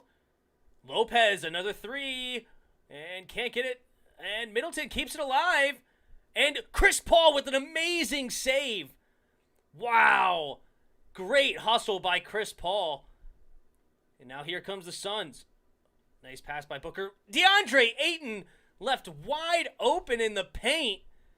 And Budenholzer and the Bucks are going to have to take an early timeout here. Down by 6. And looking rough. They're 0 for 3 from downtown. They're going to need to start hitting those shots if they want to go the distance. You guys are going to be arguing about the NFC West for a while.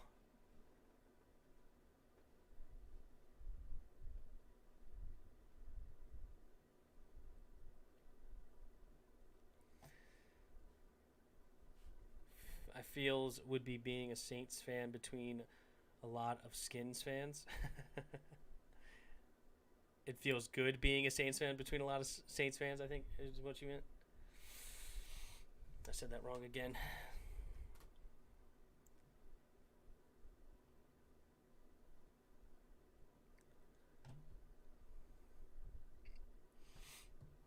All right, I'm going to go get some water real quick during this commercial break. I'll be right back.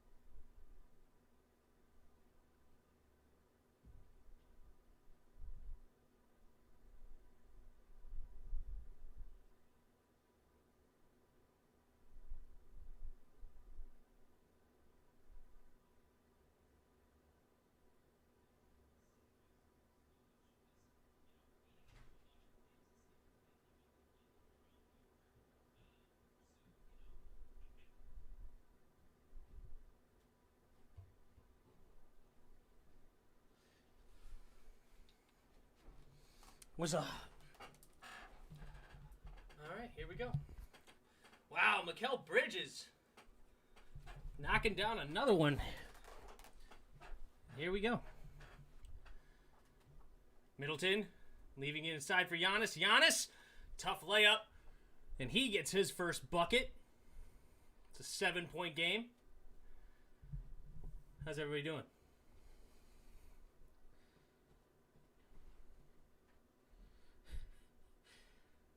Oh, jeez. All right. Drew Holiday. Guarded by CP3. Getting inside. Fadeaway mid-range jumper. No good. Couldn't get the baseline.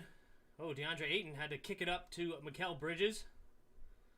Guarded by Pat Connaughton. Uh-oh. Giannis had to help. Oh, mismatch. DeAndre Ayton on Pat. Spin move, one-handed, off the front of the rim, and finds a way in. Great touch.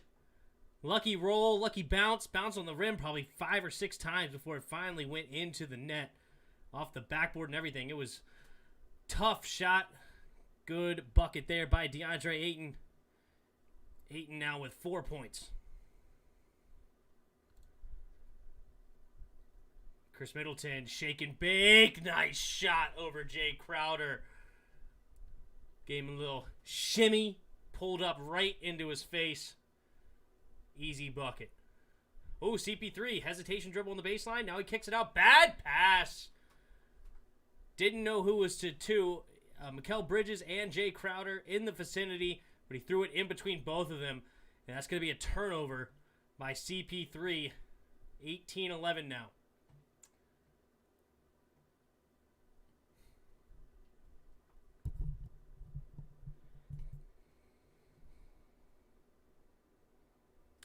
Bobby Portis enters the game. Cameron Payne comes in for Chris Paul. Bucks have the ball now with 4:24 to go in the first quarter, down by 7. Bobby Portis had a big 11 points in game number 3. See if he can provide anything off the bench tonight. Middleton, guarded by Payne. Jab step. He gets a pick from Giannis. He's going all the way inside. Left hand. Oh, misses a layup. Come on, you got to make that, Chris. Cameron Payne on the other end. Getting a pick from Ayton. Has to get it out to Devin Booker. Devin Booker inside to Ayton with Drew Holiday on him. Turnaround, no good. Good defense by Drew Holiday. Oh, leaving it for Pat. Pat fakes the pass. Now does give it to Drew. Drew guarded by Devin Booker. Spin move inside. Ooh, great take, but couldn't finish. Still a 7-point game now with under 4 minutes to go here. It's 18-11 here. Cameron Payne in the corner. The lefty can't get it to go. Bobby Portis the rebound. And the Bucks decide to slow it down here. Try to get a good shot. Go 5 wide. Now Giannis comes over to set a pick for Chris. He leaves it for Giannis. Giannis gives it to Portis in the corner. 3-pointer. Big shot there by Bobby Portis. And now Monty Williams for the Suns will call timeout. And it's a 4-point game with 3:25 to go in the first quarter. Somewhat of a low-scoring affair so far. See if these teams can't wake up. Right now, Phoenix is yet to make a 3. And the Bucks are 2 for 7 from 3. So we'll see. I'm back. What up, Hassan? Was playing my dad in Madden 17. We went 4 years back and beat him 50-39. Nice. Pete Warner and DeMario Davis will kill. Good luck with Pete Warner. Hey, Tim, sent you 2 videos. Nice. We'll good look over those in the halftime show. Take a look at what we got. What do we got for halftime? Let's take a look at the Discord here. All right, so we got every NFL team's biggest mistake of the 2021 offseason. Okay. Ooh, Pat McAfee reacts to Washington Wolfpack on their way to Washington. The push for the team to become the Wolfpack. Cam Johnson shared that. We may dive into that. That could be fun.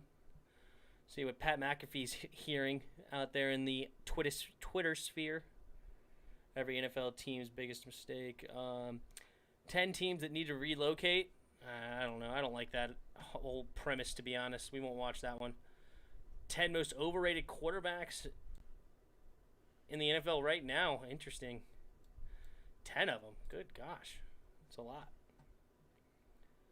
Bro, EA need to steal them rights back. Did you run or just aggro catch?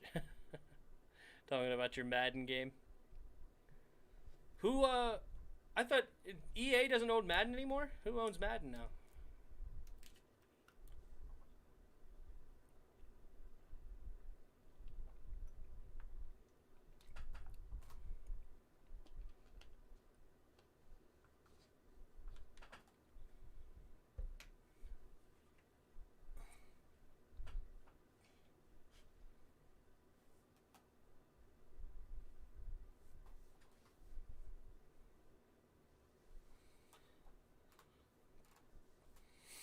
Passed a lot. I don't know how Murray's overrated. I don't know.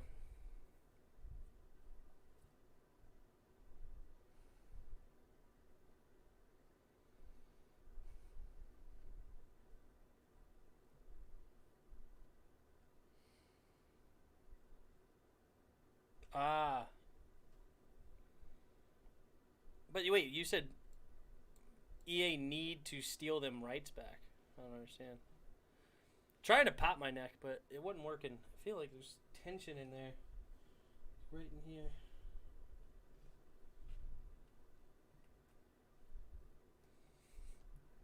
Ugh. Won't pop. You ever watch those chiropractor videos? Some of those are really good. Really good. Madden 17 was the aggro year. I gotcha. Dude, I had to pop my toe earlier.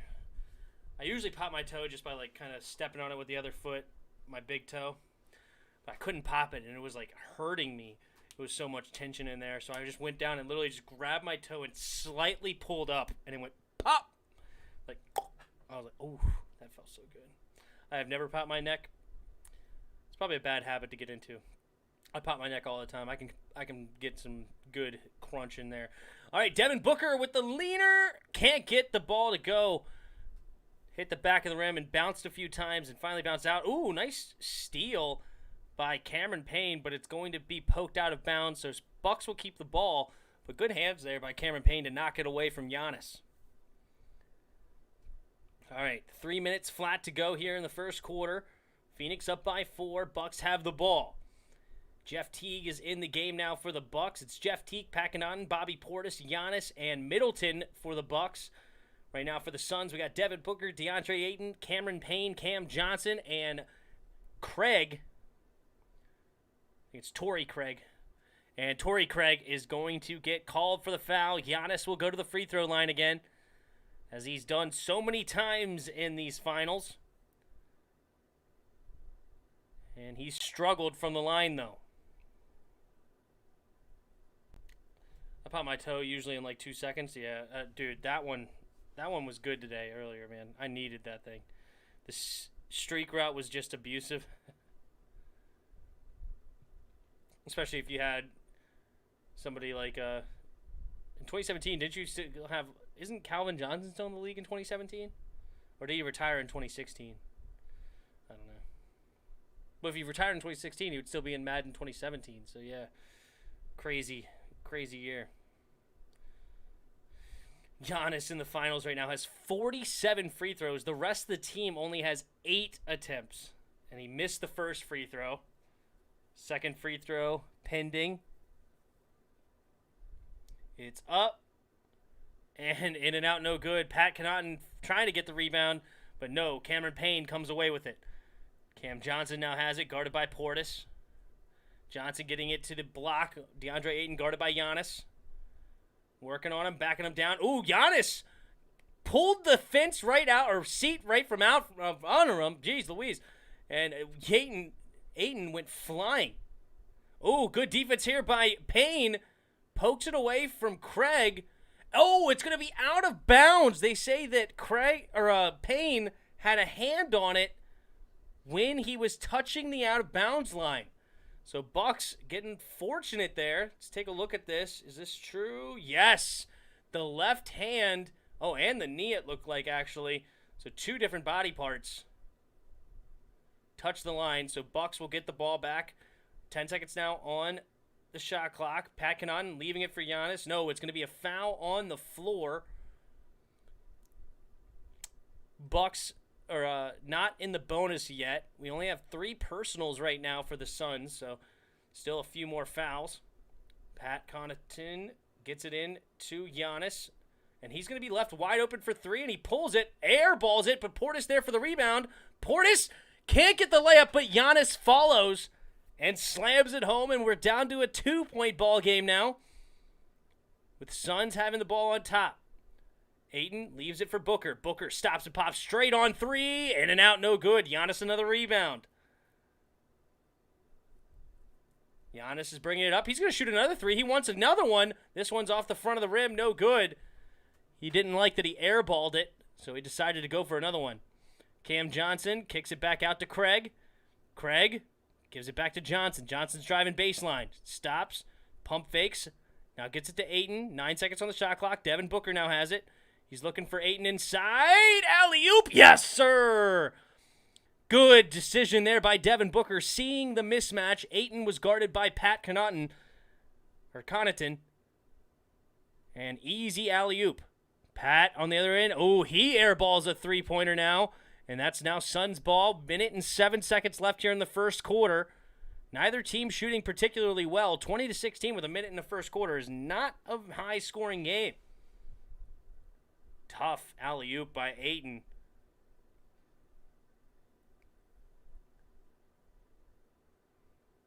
All right, Suns now. Jeff Teague guarding Cameron Payne. Payne slowing it down. Now gives it to Booker. Booker driving around the baseline. Little runner. Another in and out. Who gets the rebound? Jeff Teague ends up with it. Teague looking to drive. Going all the way to the basket. And he's going to draw the foul. And he will go to the line for 2 free throws. Good attack there by Teague. Cam Johnson gets called for the foul. He was in good position, but Jeff Teague just went right at him, and Cameron Johnson ended up backing himself into the semicircle, the no-go zone, and cost him big time. All right, Jeff Teague gets the first free throw.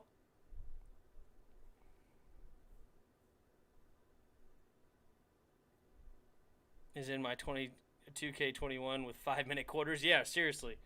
It's a low-scoring affair here. Jeff Teague makes the second free throw. All right, we're 20-18 now. 47 seconds to go. Suns have the ball. CP3 enters the game again. Gets it across half court. Jeff Teague playing tough defense. CP3 now guarded by Drew. Kicks it out to Johnson. Johnson 3. Yes! Cam Johnson makes it from the elbow of the three-pointer. And Giannis is going to slow it way down here. 13 seconds on the shot clock. He's guarded by Ayton. Leaves it for Drew. Drew, getting double teamed, and he kicks the ball. Ends up in Pat's hands, and now Drew gets it back, and he makes the layup. Wow, I can't believe he didn't get called for the kickball. He ended up kick passing it right to Pat. Very fortunate bounce and no call there for the Bucks. Ayton left wide open to the free throw line at the buzzer. Cannot knock down the shot. Don't get much better of a look than that. And the final score of the first quarter is 23-20. Suns on top. And we got a ball game, ladies and gents. Got a ball game. Tim, remind me of Bobby Portis. Redskins Man 10, 20-16. Yeah, for sure. How's it going, Redskins Man 10? How you doing tonight? Let's go microphone. Is my microphone bad? Oh, sent an extra video from microphone. I got you. I was like, is my mic? What's going on? Microphone. What's video has for microphone? Microphone says, what really happened, huh? Oh, he's talking about former NFL stars who vanished. What really happened? Ooh. We may watch these two first, but we'll go from there. Good. I'm glad you're doing well. Taylor Heineke going to start? I hope so. Tim, react to that to see Madden at its finest. React to what? Because of Odell's stupid catch, Madden 18 was only good playable Madden? Okay. I liked Madden 10 or back in the day, though.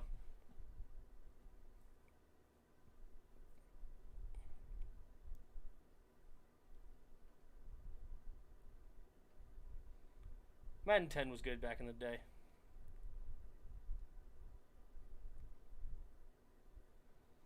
Sent video? Okay.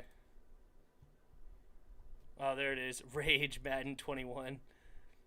Next Gen Madden Rage compilation. Alright, yeah, we'll check that one out. I like the Wolfpack one and this one at halftime. We may watch one of these. Actually, no, I got to get to bed as soon as this game's over, to be honest. We'll react to a few of these. Then we'll do the Wolfpack one, and then we'll do one of the ones that Yuki sent. Because Yuki's always good to send a few videos. Really appreciate it, Yuki. You're very helpful with that category.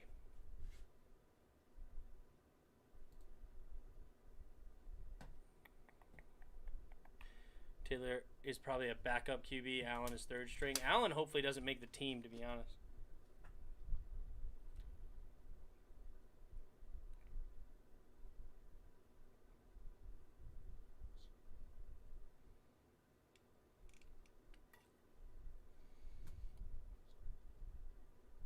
Candyman. They're making a new Candyman movie.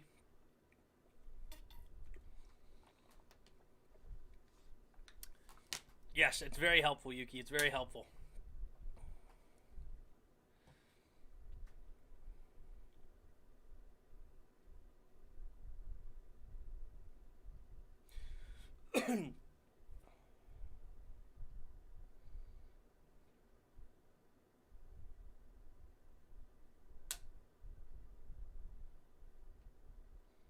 Coach's interview. See what he has to say. Williams and Monty, DeAndre Ayton and Devin Booker were able to get going a little bit early. What sort of emphasis did you put on getting them touches considering last game?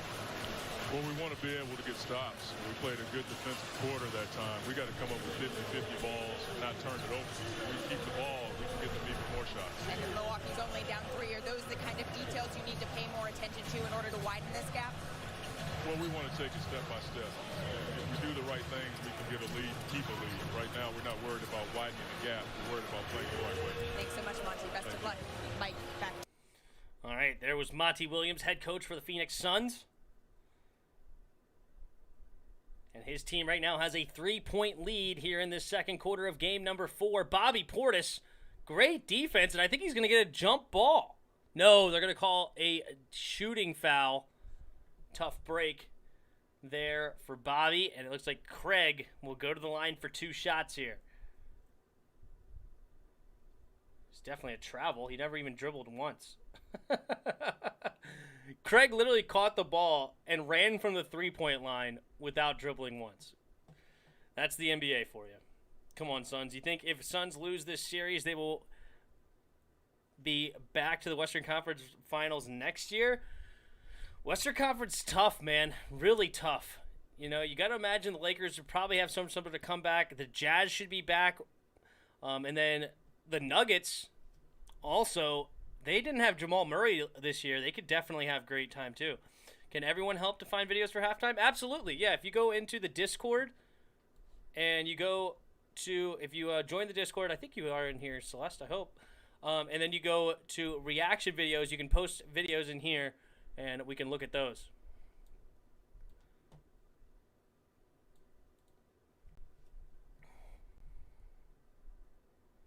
CP3 leaving it for Cam Johnson. Cam Johnson 3 off the back of the rim. No good. Giannis the rebound. It's a 25-point game. Giannis kicks it over to Middleton in the corner. Baseline, driving, left hand, and gets it to go. He falls to the ground wanting a foul. Didn't get it. Now the Suns pushing it up. Crowder gives it to Booker. Booker to CP3. CP3 left open for three. No good. He shot so well from three this series. Oh, nice offensive rebound by Jay Crowder, but he couldn't get the putback. Giannis spin move attacking and got it. Great offense there in transition by Giannis, and we're down to a 1-point game here in Milwaukee. Suns have the ball up by 1. Devin Booker, guarded by Drew. Devin Booker, hesitation dribble. Brings it back out and gives it to Chris. Chris, ooh, nice crossover. He leaves it for Jay. Jay, three-pointer. Big shot there by Jay Crowder. Keeps the Suns with the lead, 28-24 now. 10 minutes to go here in the second quarter. Plenty of basketball left, so nobody's out of this game. Middleton gives it to Drew in the corner, guarded by Devin Booker. Drew, jab step, swipes through. Now he's trying to back down. Nope, he gives it to Chris. Chris kicks it to Portis. Over to Teague. Teague. Giannis left wide open. Looked like maybe a pick. Knocked over Jay Crowder. And Giannis with a two-hand jam. And we got a game, ladies and gents. Yeah, I think I sent something right now. Oh, okay. Are you the Redskins fan, Nate? I forget. Or are you the Cam Johnson season? I don't remember which one. I'm sorry. You might be the Redskins fan, Nate. I don't remember. When you have a different name in Discord, I always forget who's who. Chris Middleton gives it to Drew. Drew swipes.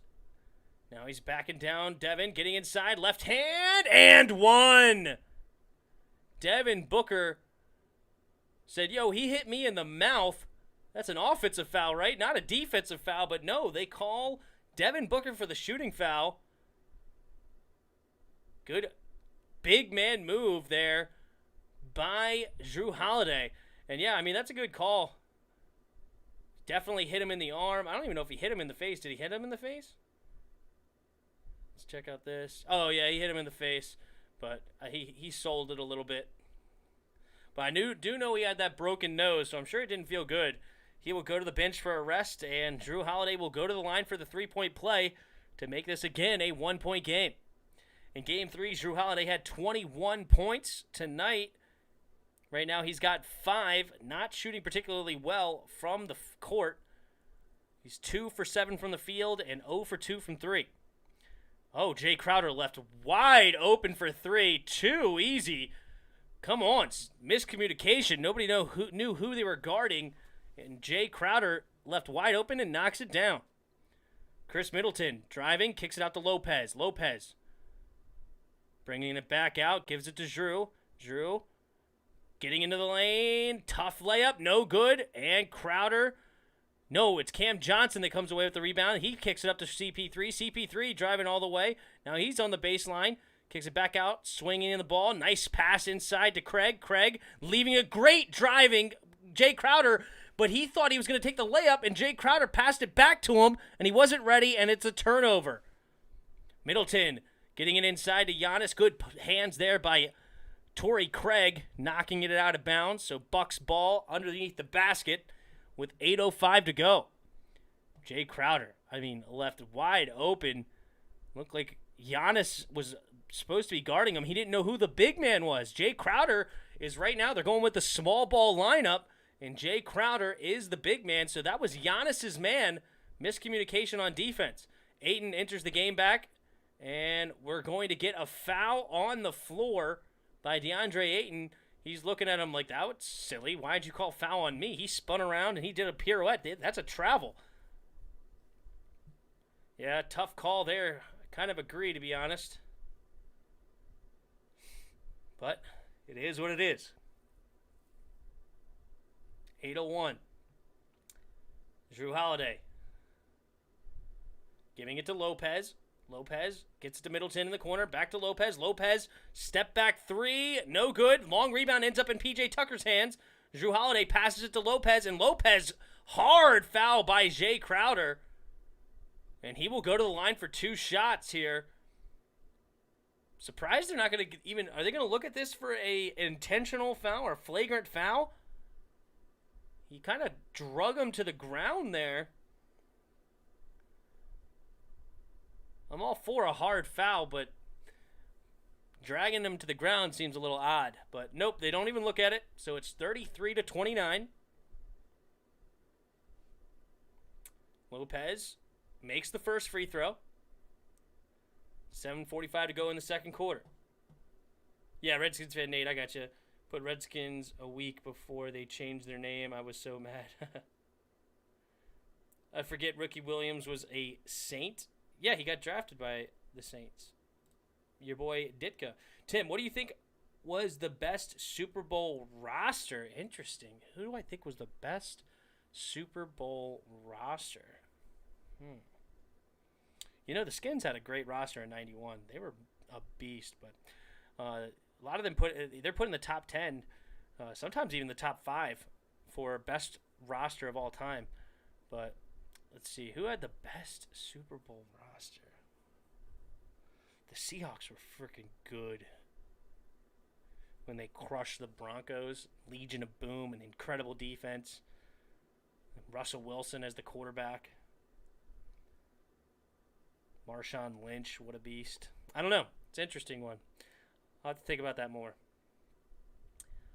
Chris Paul gets it into DeAndre Ayton.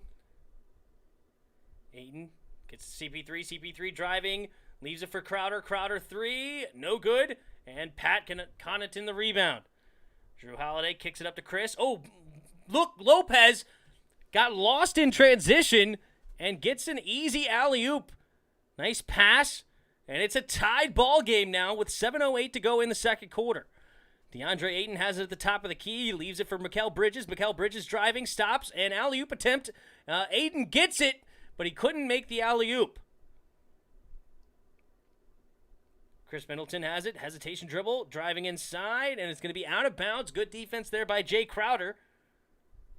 Pokes it away, but it'll maintain Bucks ball with 15 seconds on the shot clock.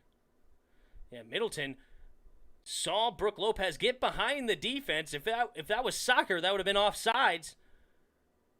But in basketball, that's a great legal play. And we have a tied ball game now, 33-33. Bucks call a full timeout, and we'll go to a commercial break. Let's take a look at the box score here. Jay Crowder has 6 points. Ayton has 6. Devin Booker leading the way for the Suns with 8 points tonight. Over there for the Bucks, Chris Middleton has 9. Giannis has 8. Lopez has 6. And Drew Holiday has 5. PJ Tucker's right now 9 minutes, and he hasn't taken a shot yet. He does have 2 rebounds, both offensive. So good hustle there on the offensive side, but hasn't made a point yet. What up, local Drop D? Tim Sports! Let's get you some sponsors. I appreciate it, man. Right now, we're just hanging out. We're just steadily growing the channel. I got some ideas to make some vids, like a whole process that I waiting to get my new computer, going to download some new software. So for now, we're just going to grow the channel and have some fun, talk some mostly basketball and football, and we'll go from there. But I appreciate the compliment. Close game, that's right. 33 apiece. Gotta love it. Dang, Madden be clutch for remembering old school players. True. But yeah, who do I think was the best Super Bowl roster? The best Super Bowl roster.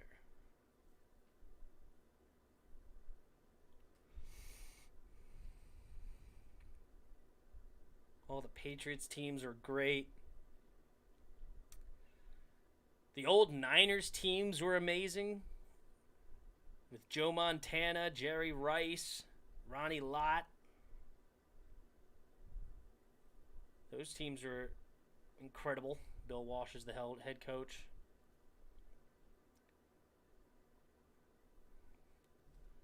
Think of like the defensive teams like the Bears or the 2000 Ravens, but their offenses were not good enough to be one of the best rosters of all time.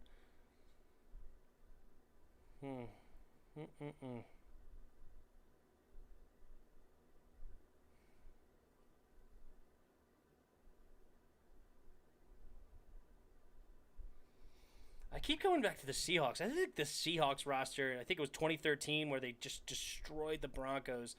That roster was pretty much through the roof, man. I mean, of course, you got Bobby Wagner, you got Richard Sherman, Cam Chancellor, Earl Thomas in his prime. You know, Earl Thomas obviously went crazy, but he's a beast in his prime. Cliff Averill on that defense. Then offensively, you got Marshawn Lynch, Russell Wilson, Doug Baldwin. I don't know. I liked that team a lot. Then you got a team like the Rams with the greatest show on turf. Marshall Faulk, Torrey Holt, Isaac Bruce, Kurt Warner, one of my favorite quarterbacks. Loved him. London Fletcher on defense. That was a great roster too, man. Beating that Titans on the half-yard line. There's some great rosters out there. That Steelers team with Jerome Bettis, Troy Polamalu. I think James Harrison was on there in like 2005, 2006. I don't know. There's some good ones out there.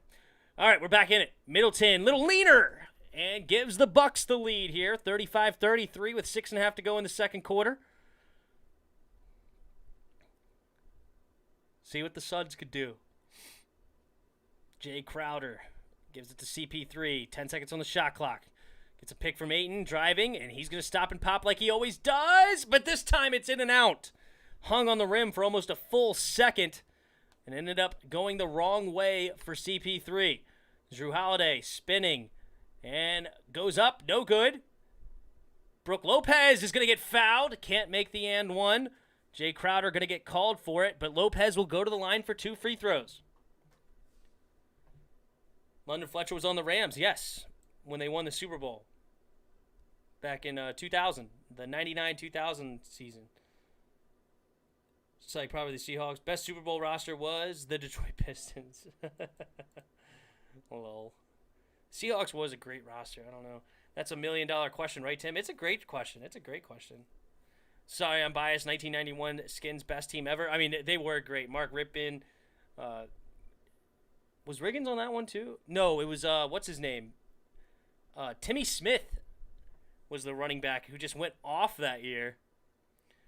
Of course, you had the Hogs. Art Monk. It was a great team. Great team. All right, 33-37. DeAndre Ayton has it. Gives it to Booker. Booker stops and pops from the elbow of the free throw line, and good. Jeff Teague walking it up for the Bucks. Teague gives it to Middleton. Middleton gets the free throw line and makes a tough jumper, leaning from the defender, and gets it to fall. Bucks still up by 4. Campaign drives all the way up and under with the left hand. Nice take there by Cameron Payne. Middleton leaves it for Giannis. Giannis looking to attack. Kicks it back out to Middleton. Wide open for 3. This time it's no good off the front of the rim. And DeAndre Ayton gets the rebound over Lopez. Devin Booker driving all the way. Left hand finger roll. And it's back to a tie game at 39 apiece. 5 minutes to go here in the second quarter. Giannis getting a pick from Middleton. Giannis, hesitation dribble, driving to the lane, and can't get the layup. But they will call a foul. Wow. The ref all the way at half court called that foul, driving to the lane. Let's take a look here. Did Ayton get him? Got him a little bit with the body, kind of leaned on him, getting a little there on the arm. You know, technically speaking, I think it was probably a solid call. It wasn't a great call, but it was within the rules technically. I'll give it to him. So Giannis will go to the line for 2 more free throws. He's already missed 2. See if he can do any better here. Last game, he actually shot really well from the free throw line. I think he went like 13 of 17. Everything considered of what he normally does. All right, that one was nothing but net. That one looked pretty. Keep doing that, Giannis. Worst Super Bowl roster for me, the Eagles. Worst Super Bowl roster. Worst Super Bowl roster.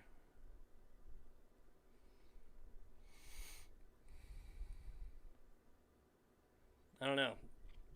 Let's see. Let's think about the worst Super Bowl roster. You know, actually, probably the Packers. The Packers, when they won the Super Bowl, they had something like 20-something people on IR. So the final product they put on that field to beat the Steelers was not very good. But somehow Aaron Rodgers just absolutely found a way. So I would give the nod to the Green Bay Packers, probably the worst Super Bowl roster, but found a way to win. Oh, foul. Bad foul there by P.J. Tucker. So we're 41 apiece, 4.5 to go in the second quarter. Fun fact, Washington scored the most NFL points in a game with 72-41. No, it was against the Giants. Celeste, it was against the Giants. Oh, sorry, you corrected yourself. But I knew the game you were talking about. Yeah, Redskins man corrected. Yes, it was against the Giants. Devin Booker gets a tough fadeaway. Wanted a foul, didn't get it. But, man, great shot there by Devin Booker. Devin Booker shooting really well tonight. 7 of 11, 16 points. Drew Holiday kicks it over, swinging it to Lopez. Oh, my God. Lopez threw it to a player on the bench.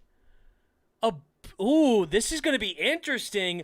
A player from the Bucks bench was sitting, like, basically on the baseline, and Brook Lopez threw it to him because he's wearing a gray sweatsuit. See if they get called for that. Oh, we're going to turnover, bad pass, and couldn't handle the pass, I should say. So the Bucks get it right back, but interesting situation there. Oh, I'm not a longtime Redskins fan. You guys, the OGs, Redskins fan 10. No, it's all good. But yes, that is a fact, though, that they did score the most points. Drew Holiday kicks it over to Giannis. Giannis hits a driving Lopez, and Lopez can't make the layup, but he gets... Oh, it's going to be... What happened? Are they going to call goaltending on DeAndre Ayton? DeAndre Ayton called for the defensive goaltending. Let's look at this. Oh, I don't like that call. Bad call. The ball was outside the cylinder. Bucks getting a lucky break there. Devin Booker, slice it and dice it, getting inside, fade away, and is going to draw the foul from P.J. Tucker. P.J. Tucker not happy with himself, admitting that he did foul him. And Devin Booker will go to the line for 2 free throws. Try to make this an 18-point total for him. That's why you don't do roids. Local Trap, who's your team? I forget. All right, Devin Booker makes the first free throw. 3:28 to go here in the second quarter. Devin Booker did not have a great game last night. He only had 10 points. But he had 27 points in Game 1 and 31 points in Game 2. He makes 2 free throws now, and he's already up to 18 here in Game number 4. And the Suns right now on top by 2. Pat Connaughton guarded by Cameron Payne. Gives it over to Drew. Drew looking to drive the baseline. Spins back to the middle, and he's going to draw a foul from Devin Booker. Devin Booker can't believe it. That was his second personal foul. Let's take a look here. That's good, D. Oh, he kind of wrapped his arm. Good call, good call. Devin Booker's not happy about it, but he kind of wrapped his arm and got a hold of Devin Booker. They might be taking a look at it. No, it doesn't look like it. So Drew Holiday makes the first free throw. But yeah, Devin Booker, wrong time to complain because that was definitely a foul. I'm liking the Nuggets and the Hornets. Oh, so you... See, that's the thing about basketball. Nobody's really loyal to teams anymore. It's all about players. What about the Ravens Super Bowl roster? I mean, that defense was super good, though. But actually, Ed Reed wasn't on that team.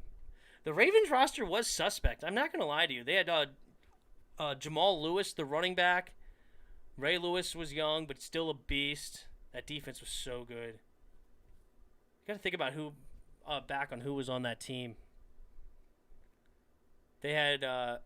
Shannon Sharp, the tight end. You guys know him. Oh, see, Campaign left wide open for a mid-range jumper. That was easy. Puts the Suns back on top by 2. Under 3 minutes to go here in the first half. 47-45. Giannis to Pat Connaughton. Three-pointer. Off the side of the rim. No good. DeAndre Ayton gets the rebound.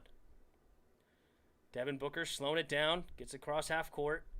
Looking to get a pick from Craig. Now he's driving inside. He's going to shoot another mid-range jumper. No good. Craig the offensive rebound, though. Campaign open for 3 off the front of the rim. No good. Giannis gets the long rebound. Cam Johnson tried to hunt it down from behind. Couldn't get it away from Giannis. Jrue Holiday kicks it over to Portis. Portis pump fakes. Goes baseline. Now he's bringing it back out. Kicks it to Jrue Holiday at the top of the key. Jrue Holiday getting it back to Portis on the baseline. Craig coming to help. And Portis just throws it at the hoop. Thought he may have gotten fouled, but he did not get the call. So Suns have the ball now. 47-45. 2 minutes to go here in the first half. Devin Booker guarded by Pat.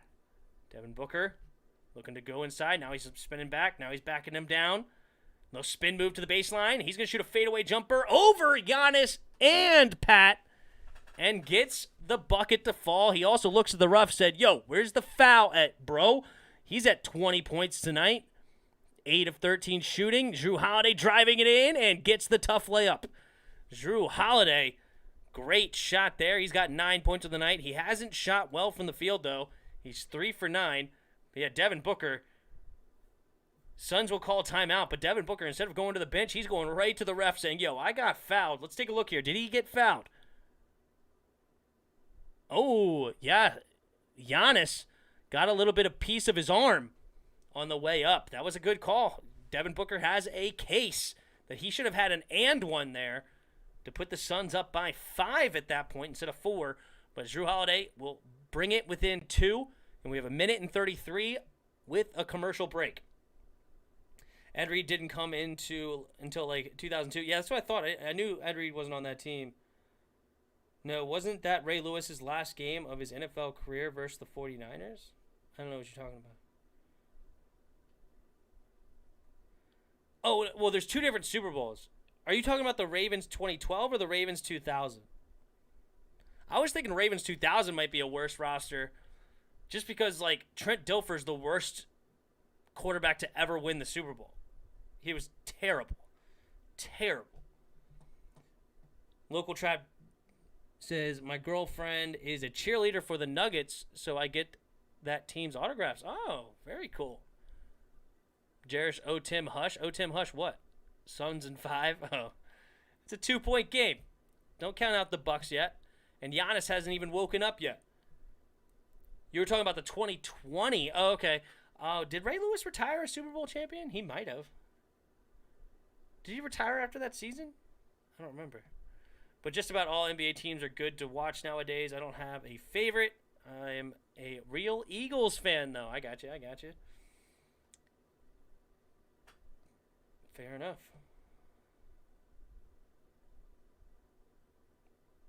The 2012 Ravens team, I don't know, man, because you still had Ray Lewis, Ed Reed, 2 Hall of Famers. Terrell Suggs was on that team. What a beast. Elodie Nada was a monster. Who else was on that team? Was Ray Rice on that team? I don't remember now. Was Joe Flacco? I think it was Joe Flacco and Ray Rice, right? Anquan Boldin was on that team. Jacoby Jones. I believe Todd Heap was on that team. Or is Todd Heap old? Actually, I don't know if Todd Heap was on that team. Todd Heap might be like the original Super Bowl. No, because Shannon Sharp was there. Todd Heap stats. When did Todd Heap play? Okay, yeah, he was on that team, but he didn't really play. He only played 2 games. He was almost on that Super Bowl team. So who was their tight end then? I don't remember.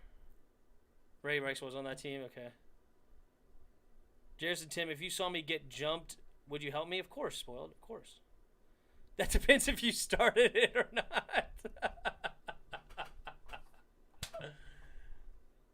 I'm assuming if you got jumped, then it was, not good. My bad. I thought you said Ray Lewis was not on the Ravens back on 2012. You said Ed Reed though I got confused. No, yeah, Ed Reed was not on the 2000 team. Heath.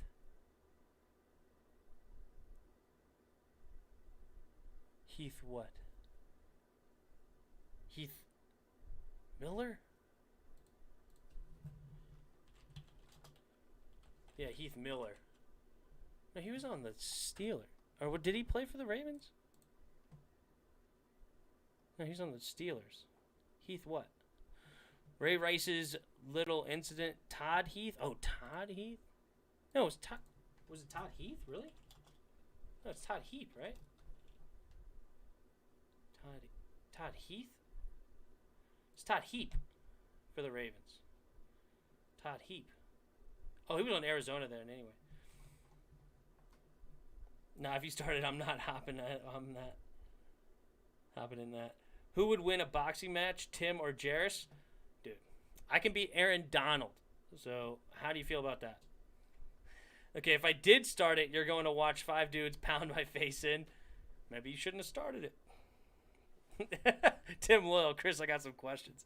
All right, 49 seconds here in the first half. Suns up by 3. Devin Booker, guarded by P.J. Tucker. 10 seconds on the shot clock. Gets a pick from Craig. Devin Booker gets inside. Fadeaway mid-range jumper off the front of the rim. No good. Craig trying to keep it alive. And no, Bobby Portis gets the rebound. It's about a 12-second difference between the game clock and the shot clock. Giannis kicks it out to Middleton. Middleton, jab step, three-pointer! And he ties the game with 25.4 seconds to go here in the first half. All right, Devin Booker is going to slow it down. It was about a 3-second difference between the game clock and the shot clock. 10 seconds on the shot clock here. Guarded by P.J. Tucker at half court. Craig's going to get a pick for him. Yes, sir. No, it's going to be a foul by P.J. Tucker. Oh, no. That's going to send Devin Booker for a 2 free throws. P.J. Tucker is not happy with that call. He owned up to the last one, but not to this one. Let's take a look here. Oh, he wrapped his arm again. See that? They're calling that arm wrap. If you get in there and wrap his arm, they're calling that a foul tonight. CP3 gets to Devin Booker. So they weren't in the bonus yet. So now they're in the bonus with another foul. Devin Booker, step back 3 off the back of the rim. No good. And that is your halftime score, 52-52. Devin Booker with 20 points tonight in the first half. And he's doing it all inside into the free throw line. He's 0 for 2 from 3. Chris Middleton has 16. Giannis only has 12. Drew Holiday not shooting particularly well. 3 for 10 from the field. But we got a ball game, ladies and gents. Tony is a god at COD and Madden. What up, Tony? So I don't even think that's actually the Tony. I think that's somebody that made that meme name when Tony was here. How's it going, man? At the end of the day, I have family to think about. Why put myself in harm's way for someone who's walking around picking fights with people he shouldn't be? That's actually selfish of you knowing that. True. True. You could put someone else in harm's way because you're messing with people. True. True. I'd call the cops first. That's a good idea. To be honest, most people just jump you for nothing these days. I'm sure you say I'm white. There come quicker. Oh, jeez. Jeez Louise. You're silly. Silly spoiled. Silly spoiled. But all right, we got a halftime. So let's check out what we got over here for the halftime videos. Yeah, New Orleans Pelicans officially move on from Lonzo Ball. Is that true? He's leaving? Or is this a guess? Flight Mike? Is that true?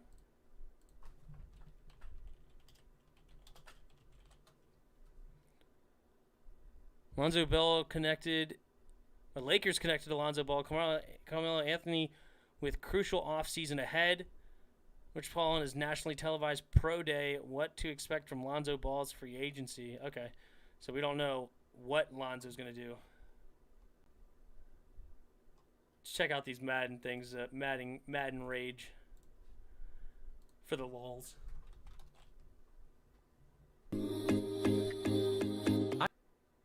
Oh no, I'm on the wrong YouTube. YouTube. Okay, here we go.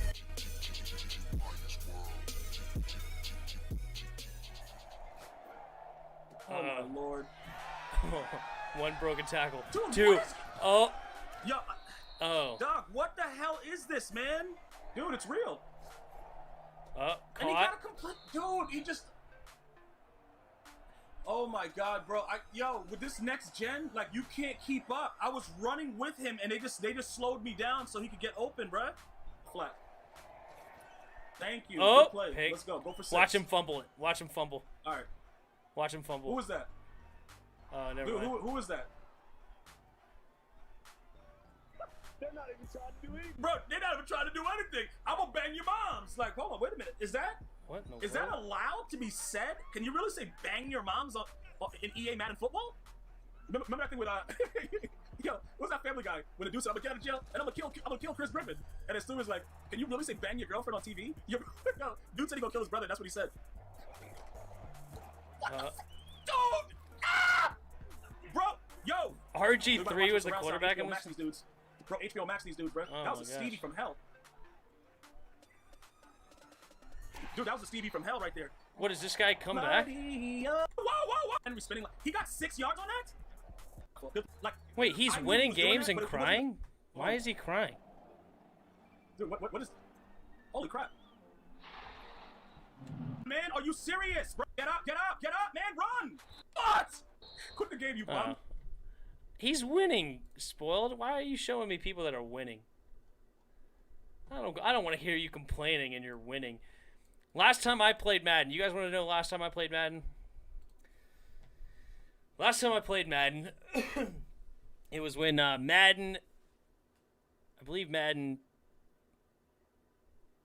it was last summer, so Madden 21 came out. Madden 21. And my buddy got Madden. I didn't buy it, so my buddy got it, and I played with him one game. And I went down by like 17 points early because I hadn't played Madden in a while, and he was pretty decent. So, but then I got a turnover or two. I ended up climbing my way back, all right, and tying the game up. I believe it was 41-41. So I clawed my way back and tied it up. He had the ball with like a minute left. He threw a Hail Mary after a couple of plays, and he had, I think it was like 10 seconds left, so he decided to throw a Hail Mary. My safety was standing right there in the middle of the field, and it was completely underthrown to the receiver. My guy's standing there. He jumps up, and it bounces off my safety's hands, and it ends up landing in the receiver's hands behind me, and he runs into the end zone. I lose the game.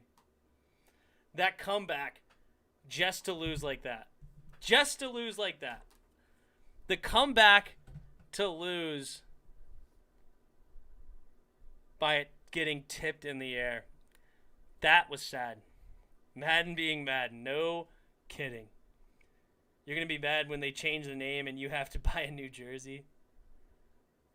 That's a good idea. I'm finally getting a Terry jersey. Tim's 5'10", 260, pure muscle. Dang straight. It'd be like that on Madden. I lost a game worse, one-handed over 5 people. You know who was one of the most broken players? Was Adrian Peterson back in the day. I remember one game I had I used to play with the Chargers. This was back in 2010. The one with Larry Fitzgerald and Troy Polamalu on the cover. And I loved using the Chargers because Darren Sproles was awesome. But Adrian Peterson one time, okay, he runs up the middle. And all my players converge. At least, I wouldn't say all of them. Maybe 6. At least 6. I'm not kidding. And they were piled around Adrian Peterson. Piled. All of a sudden, my controller just starts shaking uncontrollably. And here comes Adrian Peterson. Slips all 6 of the tackles. Okay? All 6 of them. And then proceeds to start limping down the field. Limping. And then I had Antonio Cromartie. Antonio Cromartie was like a 95 speed in Madden. And I couldn't catch Adrian Peterson when he was limping. He's literally noticeably limping for like 40 yards. And Antonio Cromartie was running behind him, and I couldn't catch him. That's how broken that stupid game was. One-handed over 5 people. You have a Chase Young jersey? I do not have a Chase Young jersey. I would love to get one, though. That'd be fun. Well, I just don't want to spend money right now. That's my problem. I don't have money to spend. All right, let's see what Pat McAfee was talking about with the Wolfpack. Why hasn't the Washington Wolfpack happened yet? I mean, come on.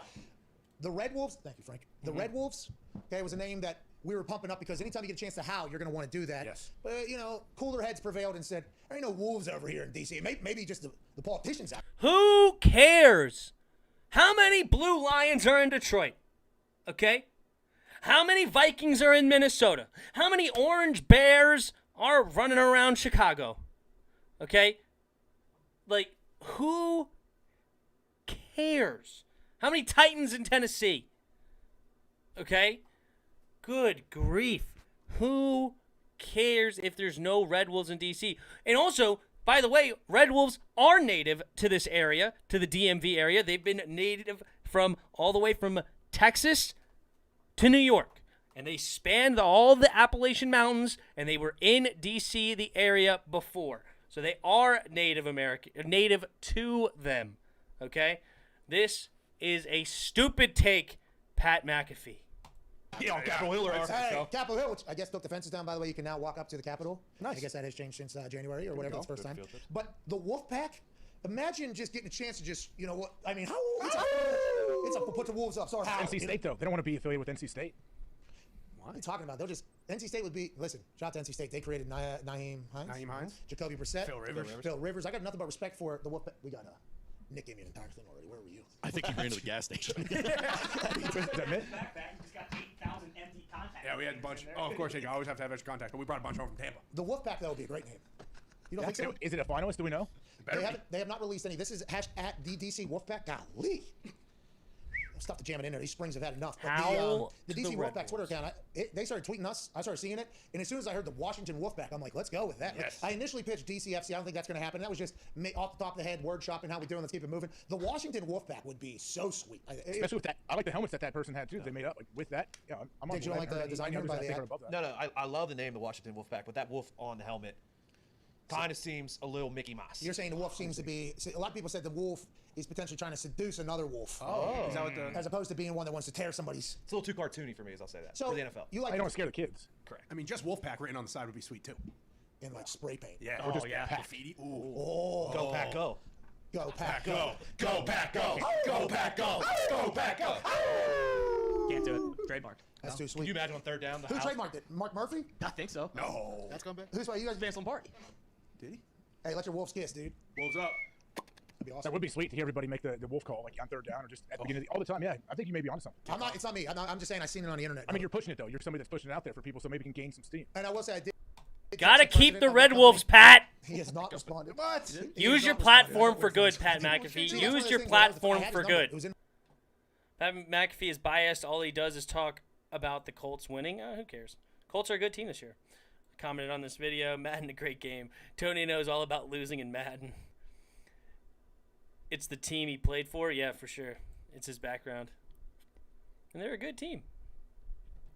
They're a good team. Pat McAfee, man, you're putting me in a bad mood with this terrible Red Wolves take. It was a great Red Wolves is a great name. I know, but they're not going to win. Who's them? I don't know. Whatevers. All right, how much time we got? I don't even know. I need to go get more water.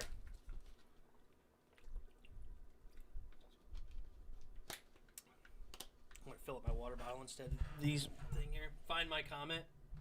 Play Find My Comment. See if it's up there.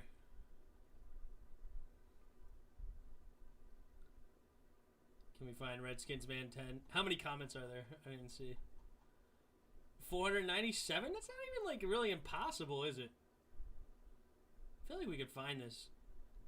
I'm really just looking for your logo instead of... Can we find it? Uh-oh. Can we find it?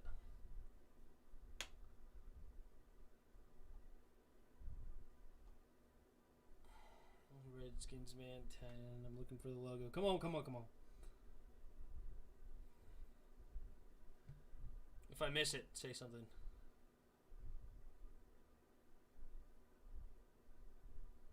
Red Bulls is the only correct choice. I like it.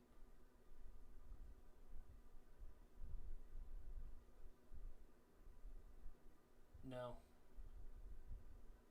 Red Tails, stupid. Washington Wolverines. Washington Wildflowers. Oh, that's from, what's his name? Tom Grassi. Washington Wokeness. Terrible. Terrible, terrible name. YouTube needs to bring back, like, if I hit down, you can see the down. That's what YouTube needs to bring back. I just downed that person's comment for no good reason. Washington football team is nice. Down. Corey Davis. I'm not going to find it. Did I miss it? It was pretty early on. Wait, did you see it? I didn't see it. I'm not going to lie. I think I missed a few names as far as, like, quit paying attention. Crap, I missed it.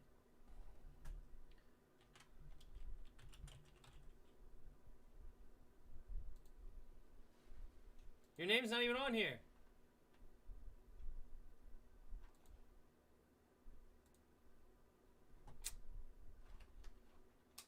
Tim, do it. Funny as heck. Tim, read Madden 21 reviews. No, like I commented when the vid was a few minutes old. Oh, I see what you're saying. I didn't see your name in here, man. I may have missed it. I don't know. Pattern recognition skills. Did we find it?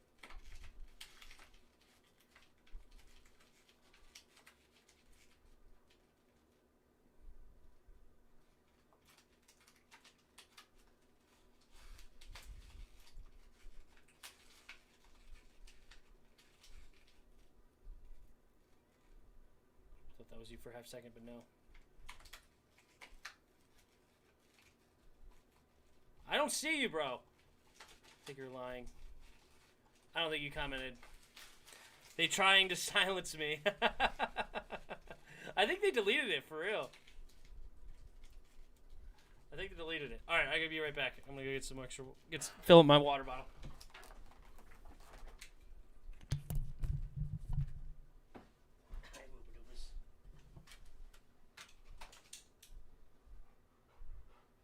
Oh, shoot. Never mind. They just started. They just started. What the? All right, we're back in. Here we go. Bucks have it. Chris Middleton, guarded by Mikal Bridges, leaves it for Lopez. Lopez 3 off the side of the rim, no good. And with a minute and 30 seconds into the second half, it's still a tie ball game. CP3 only has 2 points in the first half. And, ooh, Jay Crowder hits a 3. And that's what the Suns go up by here. 11:20 to go here in the third quarter. Drew Holiday kicks it up to Giannis. Giannis, hesitation, gets inside, can't make the layup. And here we go. Devin Booker coming the other way. Devin Booker kicks it to CP3. CP3 driving. Gets inside. Little floater. And too short. CP3 is off tonight. 1 for 5 from the field and can't make that little runner. Giannis kicks it out to Drew. Drew swings it to Middleton. Middleton guarded by Bridges. Driving the lane. Pump fakes. Now fade away. In and out. No good. DeAndre Ayton the rebound. All right. Suns slowing it down. Oh, Devin Booker, step back jumper, gets the shooter's roll. Suns go up by 5 here in the second half. Drew Holiday drives inside, brings it back out. Getting a pick from Giannis. Booker with good defense. Drew driving and throws it off the backboard. Can't get it back. DeAndre Ayton gets it. He kicks it up to CP3. CP3 gets it back out to Crowder. Crowder swings it to Booker. Booker, hesitation dribble, and poked away by Drew. And it's going to be a holding foul. Oh, is that a clear path foul by Devin Booker? Giannis, he pulled him back, and Middleton threw it up to him. Let's take a look at this. Giannis. Oh, I think that should be a clear path. Giannis. Oh, the problem is he wasn't past half court, right? I don't know. I don't know what the rules are exactly with the clear path. But to me, that looks like a clear path foul. Giannis clearly had the step on him. Middleton threw it up to him, and Devin Booker just grabbed him and held him back with the complete intention of holding him. Yep, they're taking a look at this. Let's see what he says. On the play as a common foul, sideline out of bounds, throw in. You're exactly right, Jeff. That's Jimmy Capers, who's the crew chief. It's his 13th finals. So is it because he didn't pass the... What? Congratulate Courtney Kirkland, who's also officiating tonight. It's his first finals game. That's a big deal for a referee to get that call. David Guthrie, the third official. It's his 6th finals game. I don't know. Both of you guys, the sacrifices that these guys make. I guess it's because it's not at half court. I don't know. Or maybe the ball wasn't in the air by the time the foul was started. I don't know. I don't know the exact rules on that. But it's the Bucks ball now. Down by 5. Chris Middleton. Pump fakes. Fadeaway jumper. In and out. No good. DeAndre Ayton a rebound. Oh, DeAndre Ayton threw it to Jay. But Jay wasn't expecting it. And it ends up going out of bounds. So it's a turnover. And gives it right back to the Bucks. Ayton just absolutely... Crowder didn't expect it. Anyway, Giannis. He's going to hesitate, dribble, backing down. Now he's going to do a fadeaway over top of Ayton. Nice shot there by Giannis. Giannis has 14 points on the night. Let's see what we got here. Jay Crowder leaves it for Booker. Booker gives it to Crowder, back to Booker. Booker driving, and left hand off the backboard over Brook Lopez. And that is his 24th point. Giannis giving it to Middleton. Middleton back to Giannis. Giannis taking it, and he's going to get fouled by CP3. Oh, they're not going to call it a shooting foul. Interesting. He looked like he was clearly going for the shot. Surprised. Great take there by Devin Booker. All left hand. Tough lay-in off the glass. Devin Booker right now has 24 points on 10 of 17 shooting. And no threes tonight for him. It's all inside the paint, inside the arc. All right. Turnover there by Middleton. Oh, Crowder left wide open for 3. This one's no good off the back of the rim. Middleton pushing it up court. Now he's going to slow it back down. Almost lost it. Gives it to Drew. Drew's going to drive. Leaves it for Giannis. Giannis to Brook Lopez in the corner. 3-pointer. Off the front of the rim. No good. DeAndre Ayton, another rebound. Ayton right now with 13 rebounds. Hitting those boards. Chris Paul thought about driving the baseline. Now brings it back out. Gets a pick from Ayton. Now he is on the baseline. Oh, left it for Ayton, but bad pass. Turnover by CP3. Giannis attacking, Euro step, and is not going to get called for a foul?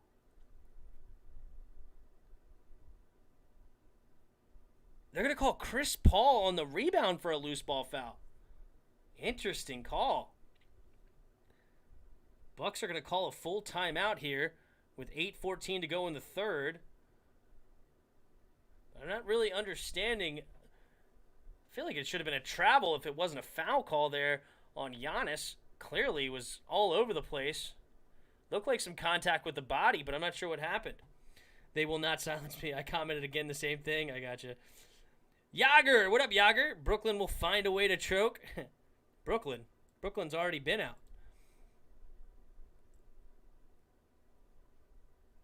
If Bucks lose this series, they're not coming back to the finals next year. Brooklyn gonna run it all the way. Oh, I see what you're saying. I read those comments out of it. Yo, they actually deleted my comment. Wow, what jerks.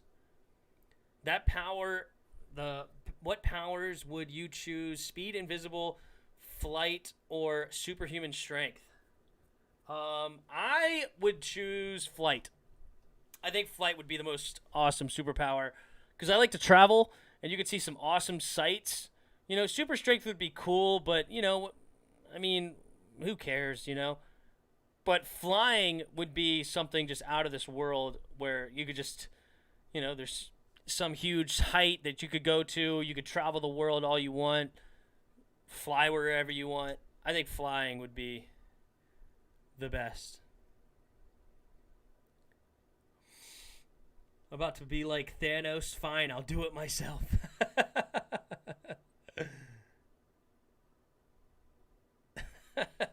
Finding your comment. I see what you're saying.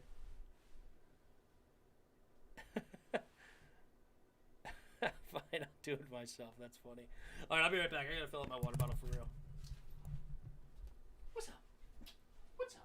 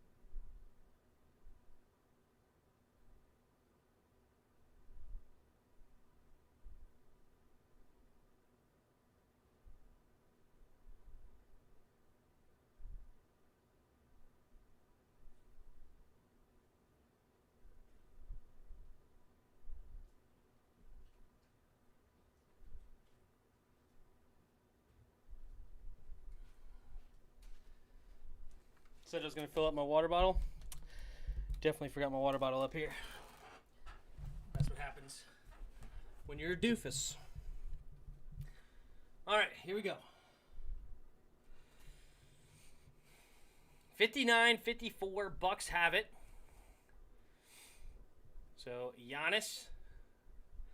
Oh, gives it to Middleton. Middleton mid-range jumper, no good. Lopez the offensive rebound, and he's going to get fouled on the shot.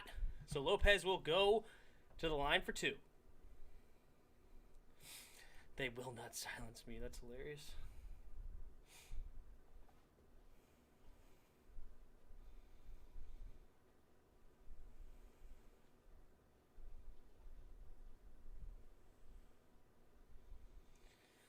Lopez first free throw is good. 4-point game now.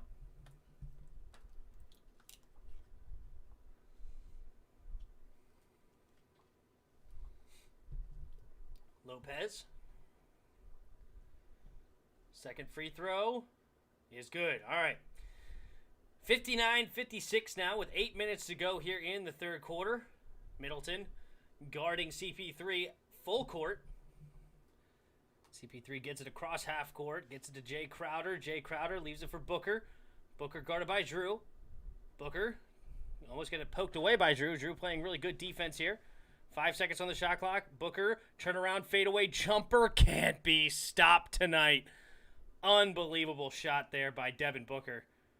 Good defense by Drew, but better offense by Devin. Ooh, blocked by Ayton on the other end. Chris Middleton, but Giannis gets the rebound. Another block, and Jay Crowder saves it. Brooke Lopez going to get called for the personal foul. So Suns have a 5-point lead here and the ball. Middleton got blocked. Then Giannis got blocked. Good defense there by Mikal Bridges, helping DeAndre Ayton. CP3 has it. Leaves it for Ayton.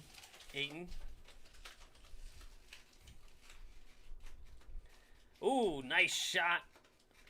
Devin Booker, again, making a 2-point bucket. 28 points tonight here with 6:54 to go in the third quarter. Middleton, 2-point jumper is good right back. So the lead remains 5.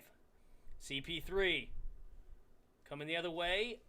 Pump fakes, gets Middleton in the air, but gives it back to Booker. Booker to CP3. CP3 looking to get a pick from Miguel. Now he's guarded by Pat. Pat forcing him to his left. Oh, Middleton helps there with the defense. Tries to poke it away, but no. CP3 has it back. Jay Crowder, 3-pointer. In and out, no good. Pat Connaughton the rebound. Ooh, transition. Giannis got lost. And good find there by Drew. Giannis slams it home. Fast break bucket. 6:24 to go in the third. We have a 3-point game here. Giannis with 16 points tonight. 7 rebounds. CP3 leaves it for Ayton. Ayton looking to get it to Booker. Does. Booker is going to get shoot. And they're going to say no shot here. Who's the foul on? It looks like Drew Holiday is going to get called for the foul on the floor. So it'll be an inbound pass here for the Suns. Good hustle there by Giannis to get up court. Calling for it like he's Randy Moss. Get me open. My little cousin will be the starting QB of his park team. Wish him luck. Good luck. Hope he does well. I'm sure he'll do well. Basically, I said this is dog. Hail to the Redskins till the day I die. I feel you. All right. Devin Booker, 3-pointer, is going to get and draws the foul from P.J. Tucker. So Devin Booker will go to the free throw line with 3 shots. P.J. Tucker, I believe that's his 4th foul. Yes, it is. Yep, P.J. Tucker got called for the reach-in.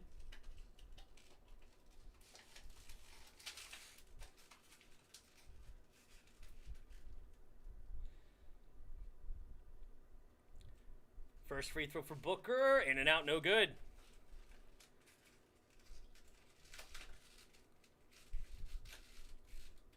Probably shouldn't have been on the shot, to be honest. Honestly, bad call. It should have been on the floor. Devin Booker gets the second free throw.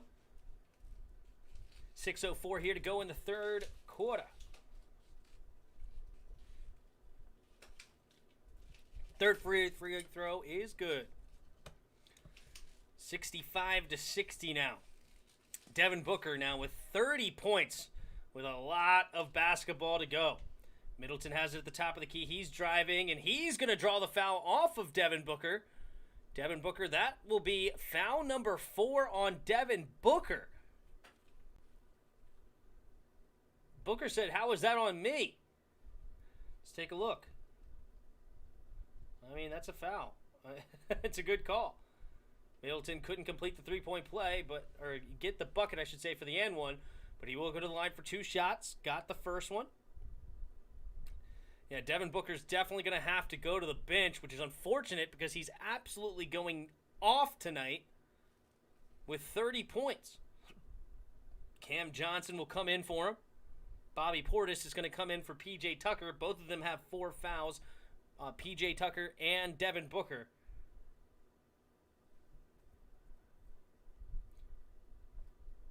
Middleton is going to get the free throw to go. 65-62 now. CP3 is going to bring it up for the Suns. See what the Suns can do with no Devin Booker. Devin Booker, an overwhelming majority of their points tonight. Only one in double digits here midway through the third. CP3, though, He's ready to step up and hits a big mid-range jumper as he's done all playoffs long. Drew, nice drive and kick to Giannis inside.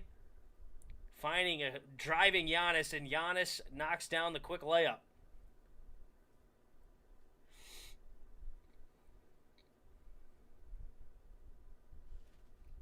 Little finger roll there from Giannis. CP3 coming the other way. He's going to get left wide open down the lane. Easy layup there for CP3. Can't ask for much easier than that. Here comes Middleton. Middleton gets inside, stops and pops, and good. So we got a little back and forth here from the two teams. Keeping it a 3-point game. It's 4:32 to go in the third quarter. CP3. Guarded by Drew. Gets a pick from Crowder. Now he's guarded by Portis. 6 seconds left on the shot clock. CP3 looking to do his magic. Mid-range jumper from the top of the circle. No good. Pat Connaughton the rebound. Chris Middleton in and out dribble. Leaves it for Giannis. Giannis tries to go for the reverse layup, and it's going to be a foul drawn from Chris Paul. That'll be foul number 2. So Giannis will go to the line for 2 free throws in a 3-point game with 4:26 to go in the third quarter.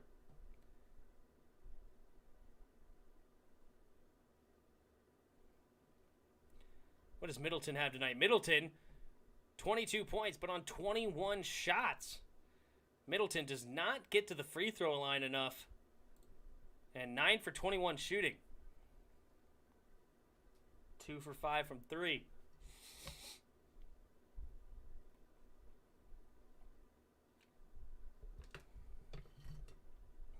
All right, Giannis.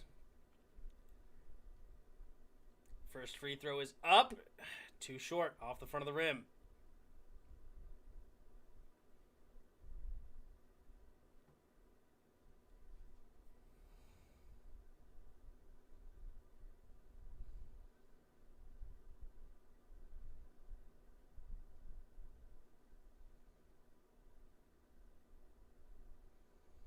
All right, here we go.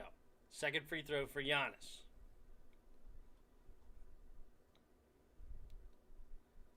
And nothing but net on that one. So it's down to a 2-point game. Cameron Payne bringing it up for the Suns. So right now for the Suns, we got Cameron Payne, DeAndre Ayton, Jay Crowder, CP3, and Cam Johnson. Bucks have Chris Middleton, Giannis, Jeff Teague, Bobby Portis, and Pat Connaughton. Oh, Jay Crowder, 3 off the front of the rim, no good. Chris Middleton gets the long rebound. Middleton almost lost it. Gets it back, now drives, and it's going to be out of bounds off of Chris. Good defense there by the Suns. Chris tried to save it after it was poked away from him and couldn't get it back. CP3, crazy pass to the inside, and now it's going to be out of bounds. Cameron Payne's going to get called for stepping out of bounds.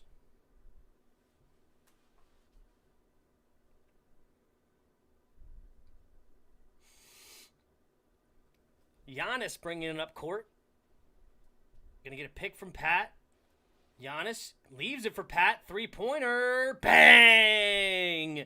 Huge shot there by Pat Connaughton to give the Bucks the lead now. 70-69. 3:30 to go here in the third. Cameron Payne.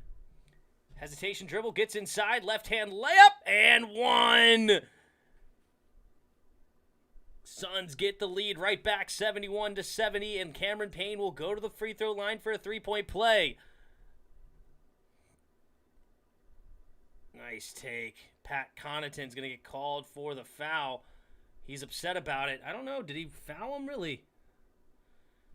It's kind of hard to see if there was much contact. But nonetheless, Cameron Payne, the left-hander, shoots the free throw. In and out. Ball don't lie. Giannis gets the rebound. How many rebounds Giannis have right now? Giannis, 9 rebounds with 19 points. Giannis trying to attack Ayton, backing him down. Little hook shot, too short.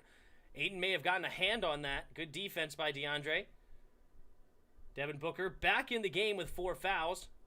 Looking to attack again. He's already got 30 points on the night. Devin Booker, mid-range jumper. When Devin Booker is feeling it, he is tough to stop. Fadeaway mid-range jumper right now is incredible for him. Bobby Portis sets a pick for Middleton. Middleton guarded by Crowder. Oh, nice. Great first step getting around Jay Crowder, and he's going to draw the foul. So Middleton will go to the line for 2 free throws. Suns will take a full timeout here with 2:37 to go here in the third quarter.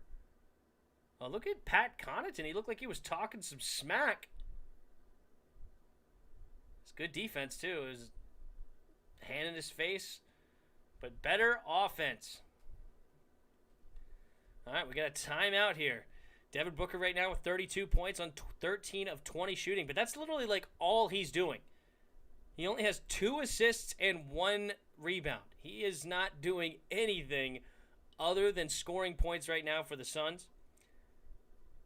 DeAndre Ayton right now has 6 points but 13 rebounds. Chris Paul having a really off night for his standards. He's only got 6 points, 5 assists, and 3 rebounds here with 2:37 to go in the third. 3 for 8 shooting, 0 for 1 from 3. The Suns are not their usual self tonight from the three-point land. They have really crushed the Bucks in that department, but tonight they're only 5 for 17, while the Bucks are 4 for 19. They have a better percentage, but man, when they were winning in game 1 and 2, they were shooting like 50% from 3. Right now they're 31%. Over there for the Bucks right now, 9 for 22 shooting for Middleton. He's got 22 points, so percentage-wise not great, but 22 not bad. He also has 3 assists, 5 rebounds. Giannis has 19 points, 9 rebounds, 6 assists. Decent night right now for Giannis. Nothing crazy, nothing bad. Drew Holiday not having his best night. 3 for 11, 0 for 3 for 3. 9 points tonight. Lopez has 12. Only 3 bench players right now for the Bucks. Bobby Portis has 3 points. Jeff Teague has 2. And Pat Connaughton has 3. And there's only been 3 bench players for the Suns. So both lineups shrinking down their size to 8 players. And we'll see how that maintains.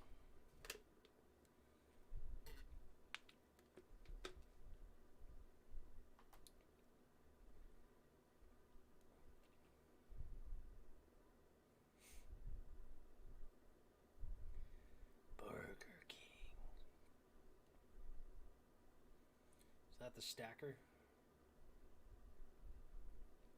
Oh no, it's the single Bacon King instead of the double Bacon King. I got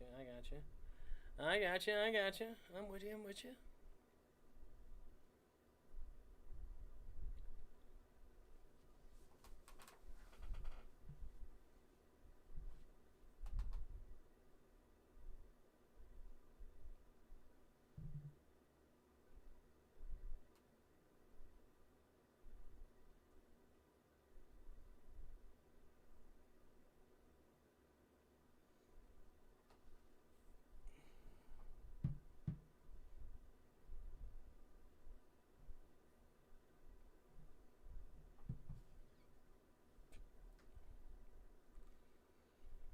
Yeah, but long commercial break here. Looks like they're finally coming back.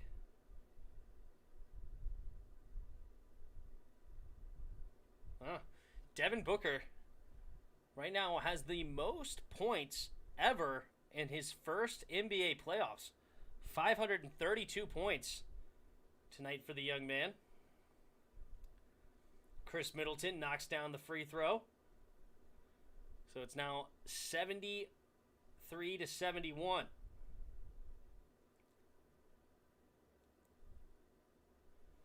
Middleton's second free throw, no good. Lopez gets inside there and gets the one-handed tip. And now we have a tied ball game at 73 apiece with 2 minutes to go in the third quarter. Cameron Payne getting a pick from Cam Johnson. Now leaves it for Devin Booker. Devin Booker calling for a pick from Cam. Gets around him. Now he's got Pat Connaughton on him. Too easy. Slice and dice him. Step back 3. You knew it was going in as soon as it left his hands. Nothing but net. Oh, they say it was a 2-pointer. Oh, man, you got to get your foot behind the line there. Nonetheless, it went in, so it's a 2-point lead for the Suns. Drew Holiday is going to get it poked away, and it's going to be out of bounds off of him. Good defense there by Torrey Craig. Pat Connaughton, let's take a look at his feet. Yep, foot was on the line. Good call there by the ref. Cameron Payne dribbles in and out, leaving it for Booker. Booker gets a pick from Cameron Payne. Now Devin Booker getting double teamed. Step back. He's going to get fouled by Pat, and that should be a shooting foul, so he will go to the free throw line for 3 shots, and he already has 34 points, and he's 6 for 7 from the charity strike. It's going to be going to the line for 2 shots, because, again, he stepped on the line. Come on, Devin Booker. Get your feet behind the 3-point line. All right, makes the first free throw. Second free throw pending. Who wins tonight, Tiny Tim? I am saying the Bucks are going to get this win. I know right now the lead is going to the Suns, but I say Bucks pull this one out in the end.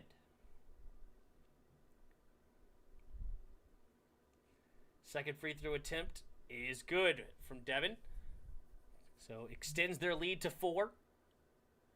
Drew Holiday getting a pick from Pat. Now a pick from Middleton. Devin Booker trying to deny Middleton. Middleton, 3-point stance, finds Drew, and big block by Cameron Johnson. Oh my God. Drew Holiday thought he had a lane to the basket, but Cam Johnson had other ideas. Sent that packing. Suns now double teaming Booker. He's leaving it for Craig. Swinging it around. Cam. Jumper left hand rattles home. And the Suns extend their lead to 7. They're on a 7-0 run right now. Middleton getting a pick from Lopez. Middleton guarded by Jay Crowder. Now he's going to stop and pop from 3. Line drive looking like Kobe out there. 80-76. That Kobe line drive shot with a very little arc. That's what Chris Middleton just shot. Devin Booker getting inside. Poked away by Portis. Stolen by Drew Holiday. Good defense there by the Bucks. Middleton driving the baseline, going inside, and he's going to get blocked by Crowder, and it's going to be an offensive foul. Cameron Payne drawing the offensive foul.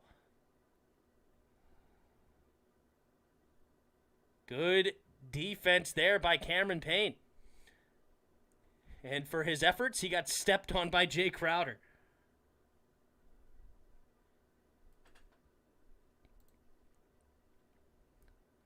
All right, CP3 is going to let it bounce. Now he picks it up.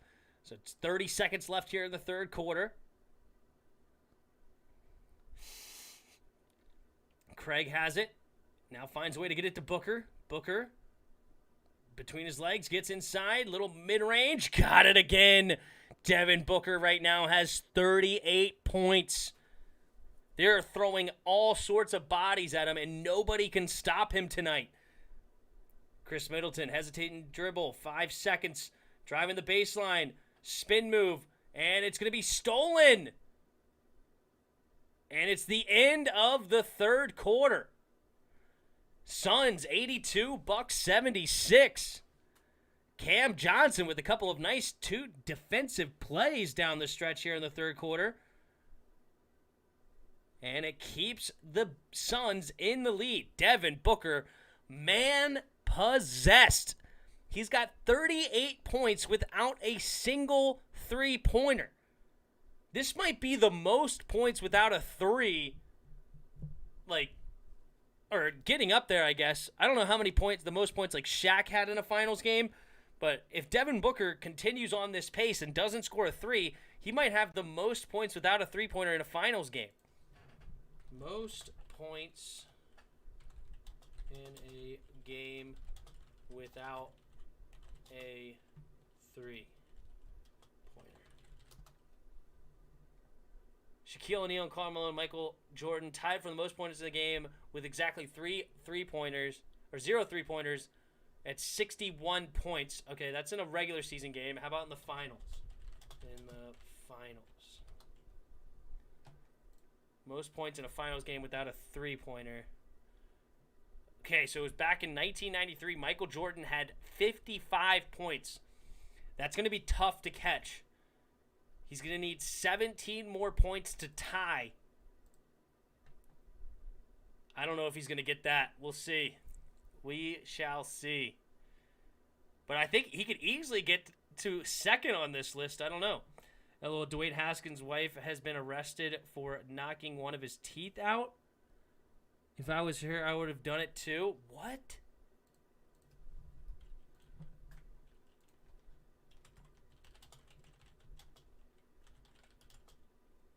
Wait, Haskins is not married.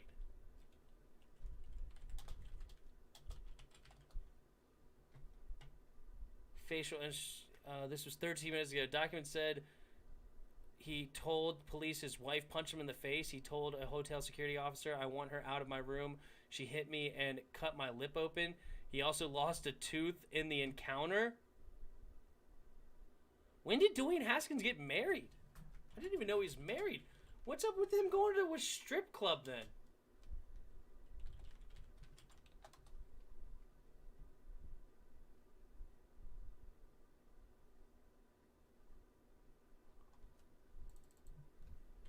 When did Dwayne Haskins get married? He went through social media on March 19th.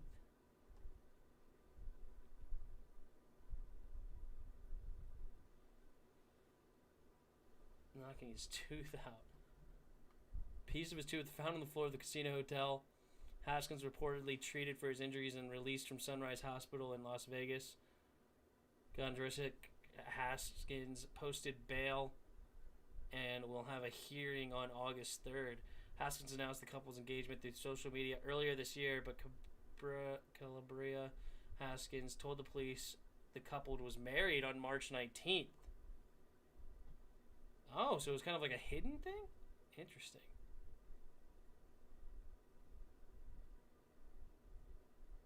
So Haskins announced the couple's engagement through social media earlier this week, but Calabria told police they've been married. Okay, that's weird. That's weird. But apparently, okay. Weird stuff. Uh-oh. Cameron Johnson made a three-pointer. That extends the lead to 9. Giannis, guarded by Craig, gets double-teamed. They're swinging around. Pat for 3. Pat hit a big 3 to answer, keeping it within 6. 85-79, 11-15 here to go in this game, number 4. Devin Booker, guarded by P.J. Tucker. Devin Booker trying to drive baseline, and it's going to be out of bounds off of Devin Booker. Devin Booker is calling for a replay. He is absolutely beside himself. But Bucks get the ball. Drew Holiday, guarded by Crowder. Drew dribbling, fadeaway, no good. Giannis gets the offensive rebound, kicks it back to Drew. Drew 3 straight on, in and out, no good. And it's going to be a foul against Devin Booker. Loose ball foul. That's foul number 5. Oh my goodness. And that gives the ball back to the Bucks. And that's a good call. Devin Booker just absolutely barreling into P.J. Tucker. I think P.J. Tucker probably sold it a little bit, but hey, that's fair. And I think he had a point that it didn't go off him on the other end. So Devin Booker will go to the sideline, and Drew Holiday gets inside and knocks down a quick 2. So it's down to a 4-point game. Devin Booker with 38 points, but he has 5 fouls. He's standing up at the sideline, so upset he can't be in this game. Cam Johnson gets a little 2-pointer there. Puts him back up by 6. Devin Booker cheering on his teammates.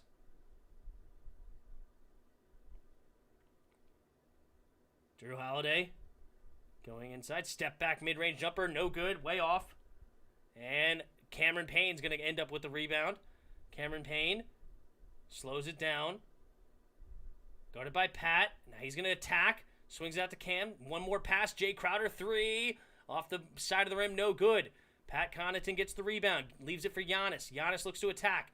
Now he's swinging it. Pat Connaughton, 3. Off the back of the rim. And going to go out of bounds. PJ Tucker getting tied up with CP3. No fouls called, though. PJ Tucker getting in the face of the Suns players, though. Got to watch out for getting called for a technical foul.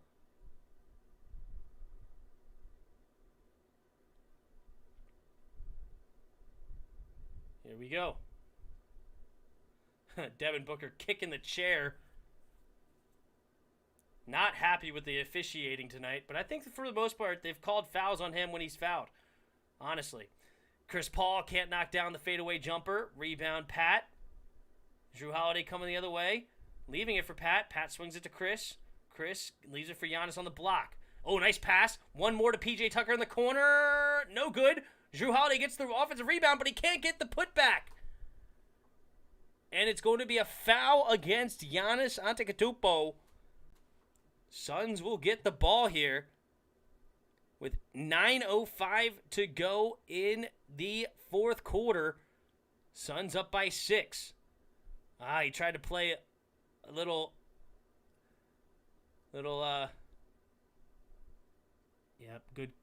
offensive foul call, or defensive foul call by the refs on Giannis. Definitely grabbed both CP3 and Ayton in the same play. And Cam Johnson's going to slide, and he's going to lose the ball. Uh-oh. Wow. They're not calling timeout. He got hurt. But they did. Wait a minute. No injury timeout. But now he's playing. So is he actually hurt or is he not hurt? Giannis going in, and he's going to draw a foul against Jay. Cam Johnson upset they didn't stop the clock. Oh, he rolled his ankle a little bit, sliding. Good no call. He slid like the... good no call, but bad call for saying it was off of him because he threw it off of PJ Tucker's face. Wow, crazy series of events there. That was definitely out of bounds off of PJ Tucker's face, but they missed the call. So Giannis will go to the free throw line for 2 free throws. First one's up. And good. All right, big free throw there by Giannis. Makes it a 5-point game. Fire all these refs. The guy doesn't listen. Have you learned yet? Wait, did that just say he was in Vegas? What is he doing in Vegas? Isn't OTAs happening right now for Pittsburgh? I don't think so. OTA should have been a while ago.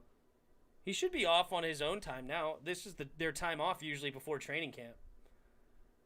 And, second free throw's no good by Giannis. Here comes the Suns. CP3 driving the lane. Step back mid-range jumper. Gets the friendly roll. Leads up to 7. 8:30 to go here in the fourth. Chris Middleton. Guarded by Cam. Middleton. Back to Holiday. Back to Middleton on the block. And can he get the runner? Yes! Off the back of the rim, but it does fall. So it stays to a 5-point game. Devin Booker has yet to enter the game back with 5 fouls. He's had an incredible night, but fouls have plagued him to keep him off the floor. DeAndre Ayton gets it inside, and they're going to call the foul on the floor. No continuation. DeAndre Ayton not happy about it. But that'll be an inbound pass now for the Suns. Yeah, I guess they called the foul on the inbound, so good call by the ref. The Suns don't like these calls, but for the most part, they have missed some. But a lot of these fouls that they've been complaining about have been fouls. Jay. Oh, bad pass is going to get stolen by Giannis, and transition dunk the other way. Now it's a 3-point game, 89-86. Chris Paul. He's now guarded by Giannis. Leaves it for Cam. Back to CP3. Looking to try to get to Ayton inside. No. Now he's slicing and dicing. Gets poked away by Giannis. Chris Paul gets it back. 5 seconds on the shot clock. And they're going to get a foul called by on Pat Connaughton. Unnecessary foul. May have been sold a little bit by Jay Crowder. Let's take a look if it shows us. But it's going to be an inbound pass again coming up for the Suns. Let's take a look at this. Oh, sold big time. Bad call there. Sold big time. Oh, shooting foul. No, it's another personal foul. They're going to call it on the swipe through on Giannis guarding CP3. They're not in the bonus yet. So another inbound pass. Great defense there by Giannis. Poking it away from Ayton and going all the way. Giannis has 22 points tonight. 9 of 16 shooting for him. All right. CP3 has it. 10 seconds on the shot clock. Up by 3. 7.5 to go in the game. Chris Paul. Guarded by Portis. Oh, he's going to jack up a 3. In and out. Giannis the rebound. Here comes Giannis. Giannis looking to attack. Now he swings it to Pat in the corner. 3. Rolls out. Oh, PJ Tucker keeps it alive. Pat gets the rebound, and he tries to pass it to Portis, and it's going to get stolen. And they're going to call a foul. Crowder act like he got hit in the face. Pat Connaughton gets called for the foul. Let's take a look here. I mean, Jay Crowder has been flopping all over the place. Let's take a look at this foul. Pat gets the rebound. Good steal there by Crowder. Oh, God. He just dove to the ground. I mean, that's a bad call.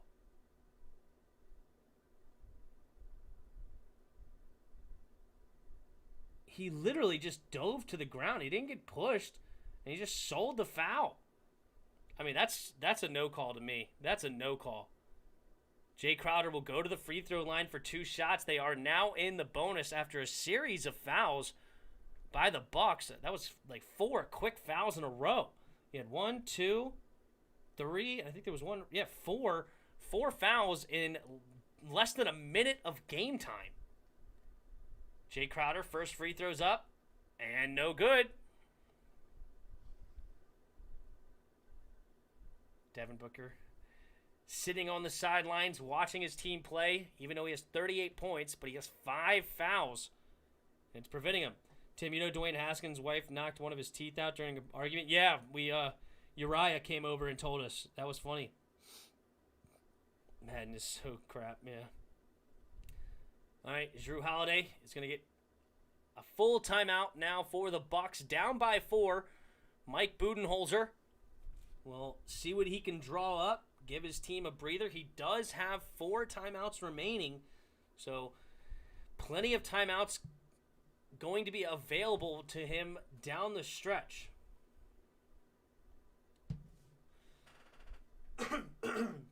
In the world of sports, if refs weren't protected by security. I'm playing as a corner, and my character strips the wide receiver, and I get stuck standing on the sideline. I couldn't move to get with a live fumble. Ugh, that sucks. All right, so there's 7:09 in this game. Suns do have a 4-point lead, but their lead scorer is on the sidelines, but they've held up strong.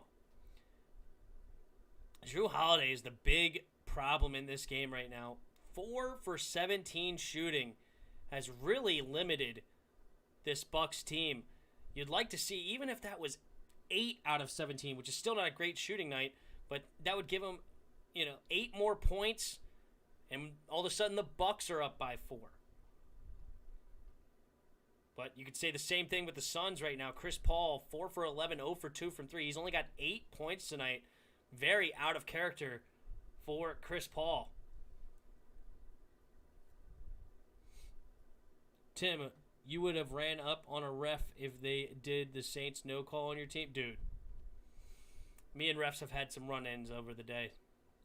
Do you believe Dez made a catch during the Packers game? No, I don't. And I swear I am not a biased fan.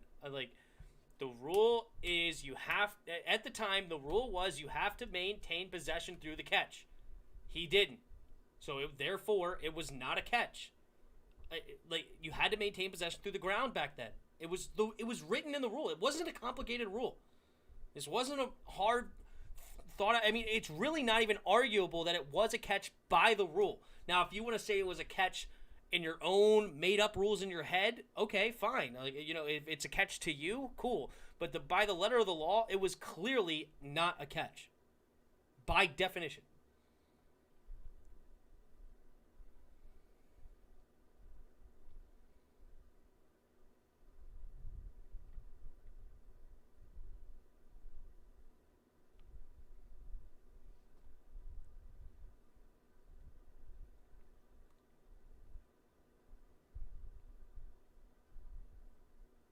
It's impossible to lock up 30,000 people if they jumped at a ref.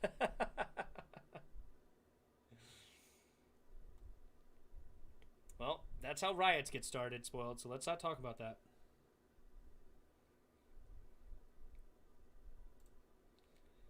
I don't think it was a catch, but I mentioned it because I saw a photo of him showing the cleats he wore and said he believes it was a catch. Of course he believes it was a catch.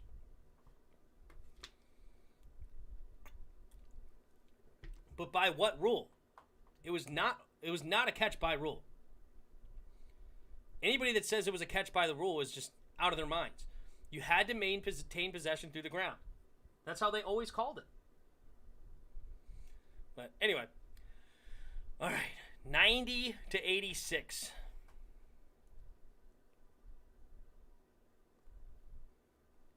Drew Holiday. Oh, nice pass to Giannis, and Giannis is going to slam it home. 90-88. Under 7 minutes to go in this ball game. And it's a tight one. Cam Johnson, guarded by P.J. Tucker. Cam gives it to CP3. CP3 swipes through, stands up, and gives it to Cam Johnson. Cam Johnson can't get the three, but DeAndre Ayton keeps it alive with an offensive rebound. They reset. 9 seconds on the shot clock now. Cameron Payne, guarded by Portis. 5 seconds, driving, kicks it out to Crowder, and the three, no good, but they're going to call a foul. P.J. Tucker is so upset, he's saying, go to the replay. I mean, all I know is Jay Crowder has been flopping all over this fourth quarter. Let's take a look at this. Does he give him a spot to land? Nothing. Oh, that's clean. Oh, they should challenge that. I mean, that's clean. They're not even... Can they challenge that? Wow, Jay Crowder. He has sold 3 fouls this quarter. Minimally. I mean, a hand is a ball. I mean, you don't call that a foul. If he hits your elbow, that's a foul. But if it hits your hand, that's no foul. Jay Crowder goes 2 for 2 out of 3. P.J. Tucker, 5 fouls tonight, 0 points.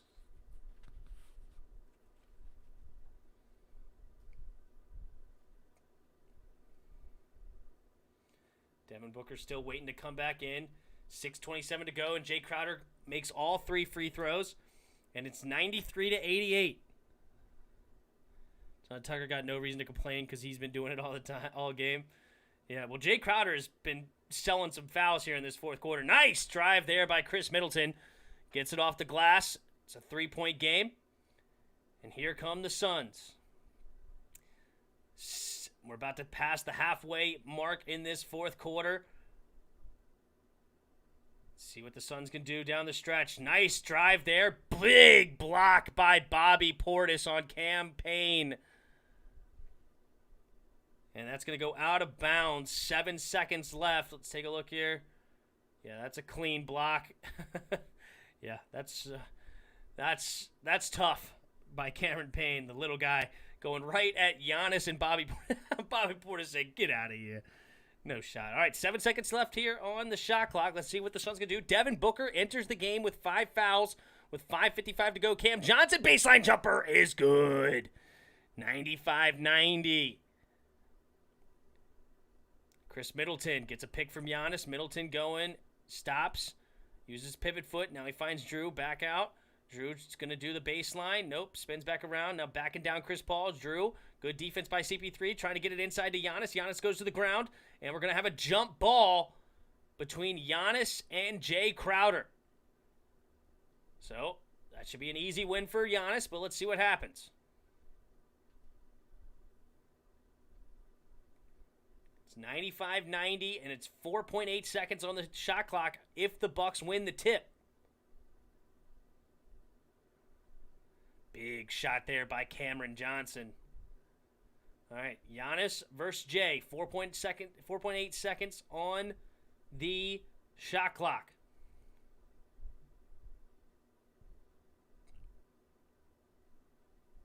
Let's see what happens here. Giannis gets it to Bobby, but it's going to be out of bounds. Who are they going to say it's off of?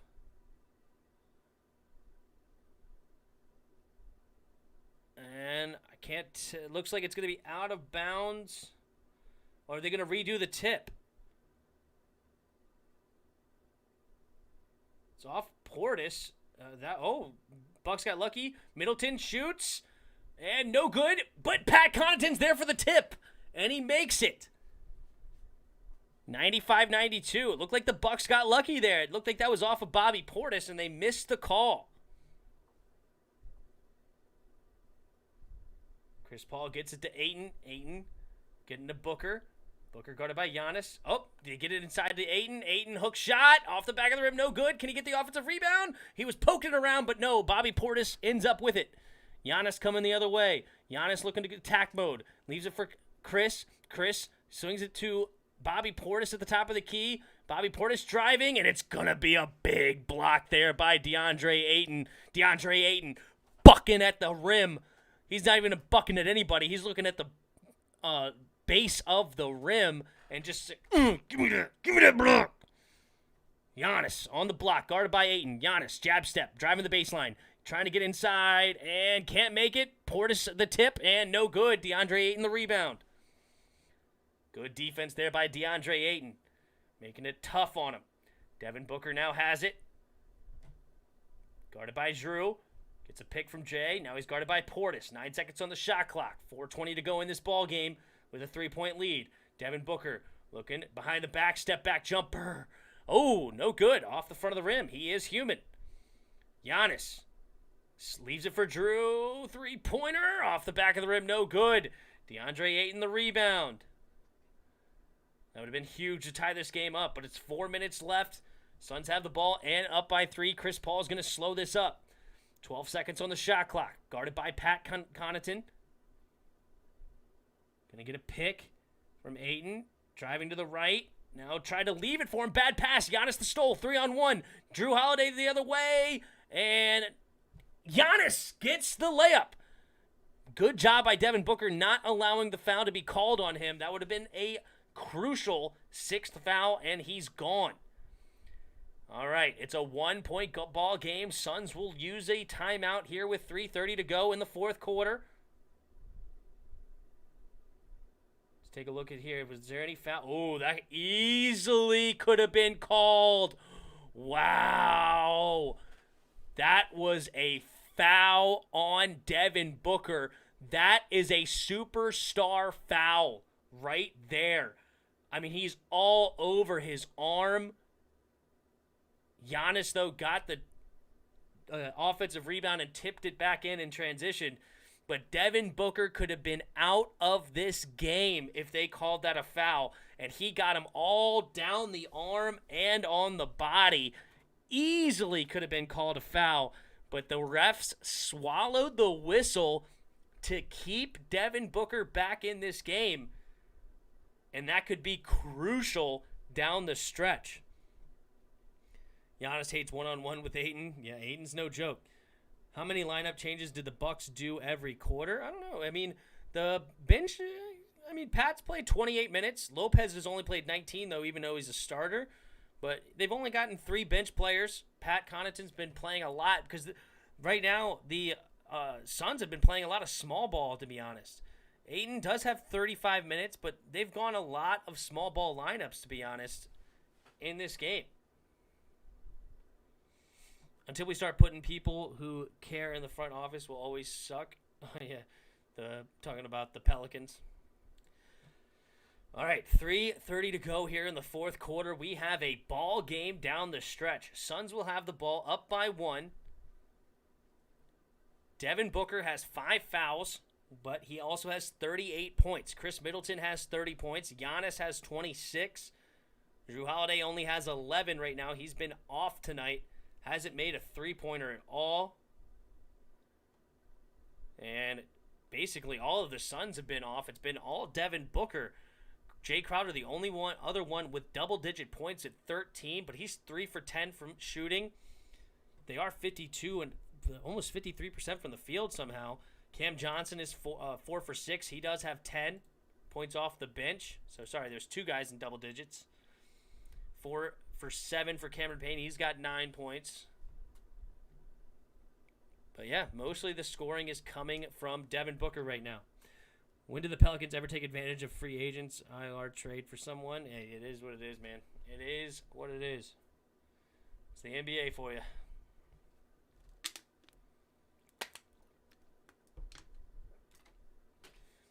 We'll see if Zion can't draw some people down there.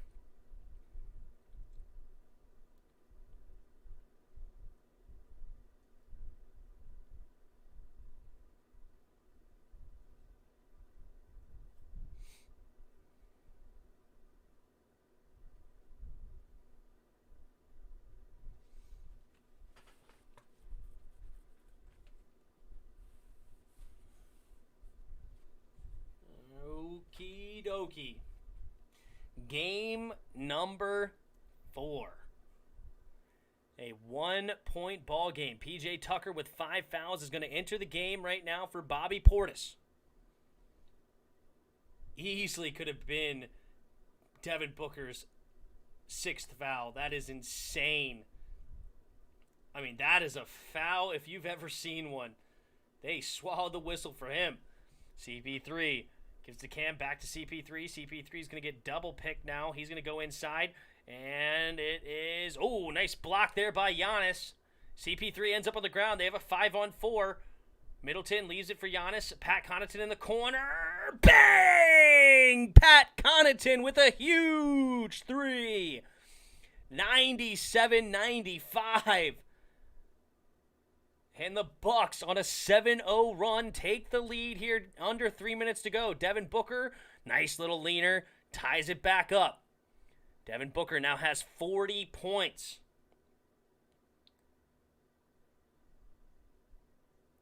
Jrue Holiday. Getting it to Giannis. Giannis. Back to Jrue. Jrue. Getting a pick from Giannis, and he's going to stop and pop from mid-range, and another miss from Jrue Holiday. He is off tonight. Giannis is going to get called for the foul. Here goes Jay Crowder flop-a-lopping again. Let's take a look at it, but he has been flopping all fourth quarter. Let's take a look at it. Okay, never mind. This one's a foul. This one's a foul. This one's a foul. Giannis definitely hit him in the face this time. You know what? Boy who cried wolf. Okay, that's why I didn't believe Jay Crowder. But Jay will go to the line for 2 free throws. Now the Nets front office is better. They've been fleecing trades. It's hilarious. The Wizards front office is better than ours. And meh. All right, here we go. Jay Crowder's first free throw in a tie game. Makes it. 98-97 now.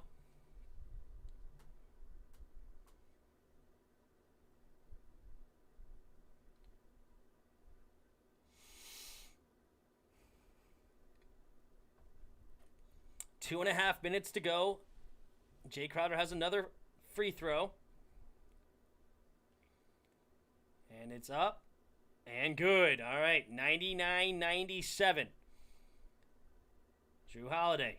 Gonna walk it up here for the Bucks. Jrue gives it to Giannis. Giannis looking to get it to Chris. Does. Chris leaves it for Jrue. Oh, poked away by CP3. Out of bounds. Bucks maintain possession. Good hands there by Chris Paul. 2:19 to go here in this fourth quarter. Drew gives it to Giannis. Giannis at the top of the key. Looking to drive. Attacking the basket. And it's going to be a foul against Jay Crowder. Giannis will go to the free throw line with 2 shots.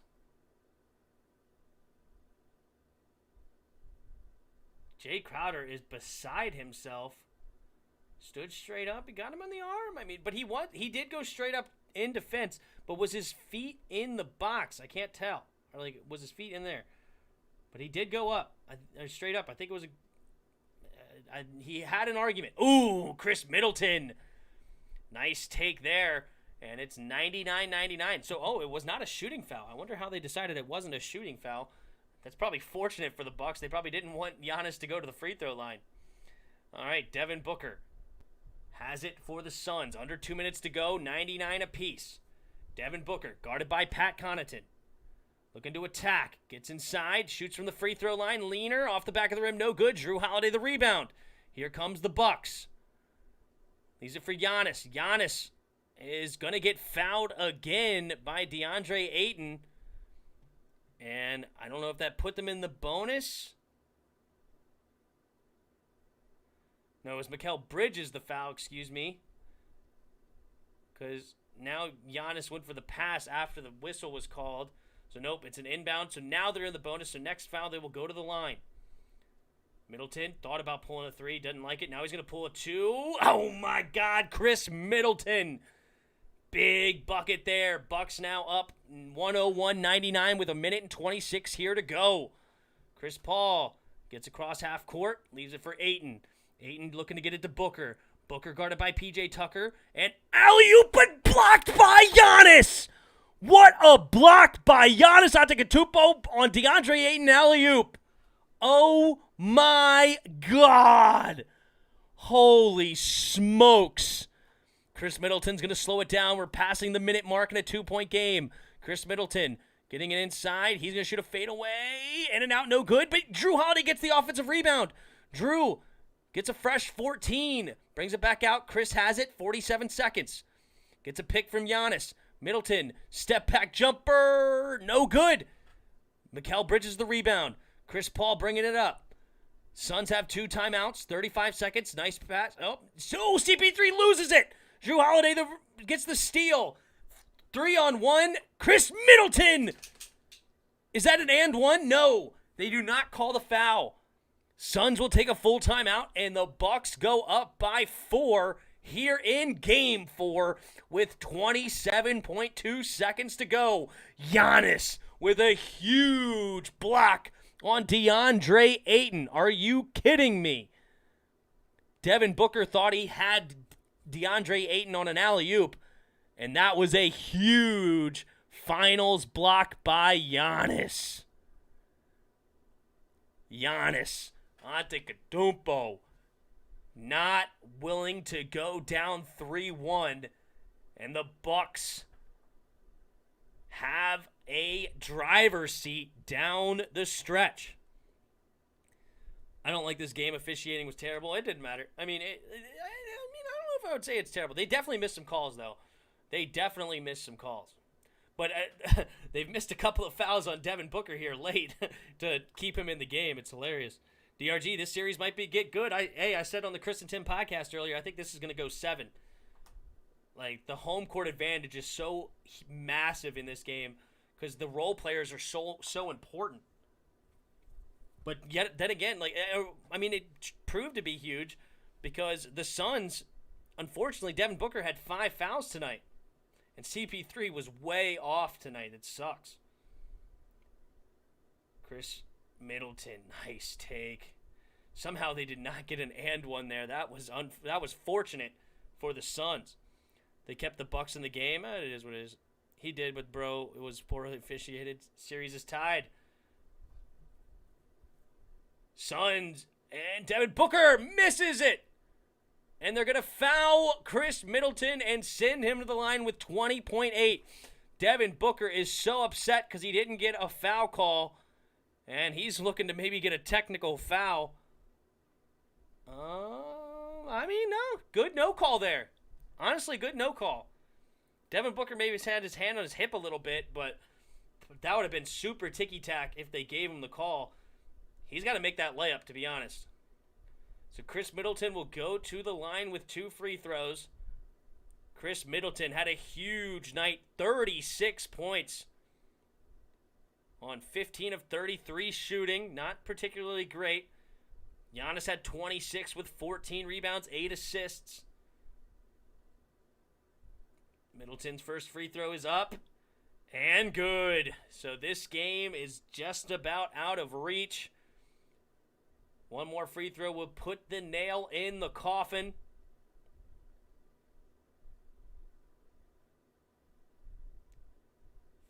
Middleton. Big free throw here to ice it. And boom! Devin Booker's going to have to pull up a 3 quick. Devin Booker. Nope, he's going to drive it all the way and get the easy 2-point bucket. But 2 points isn't good enough when you're down by 6. Oh, CP3's going to get called for the foul, but he didn't want the foul. They were trying to play.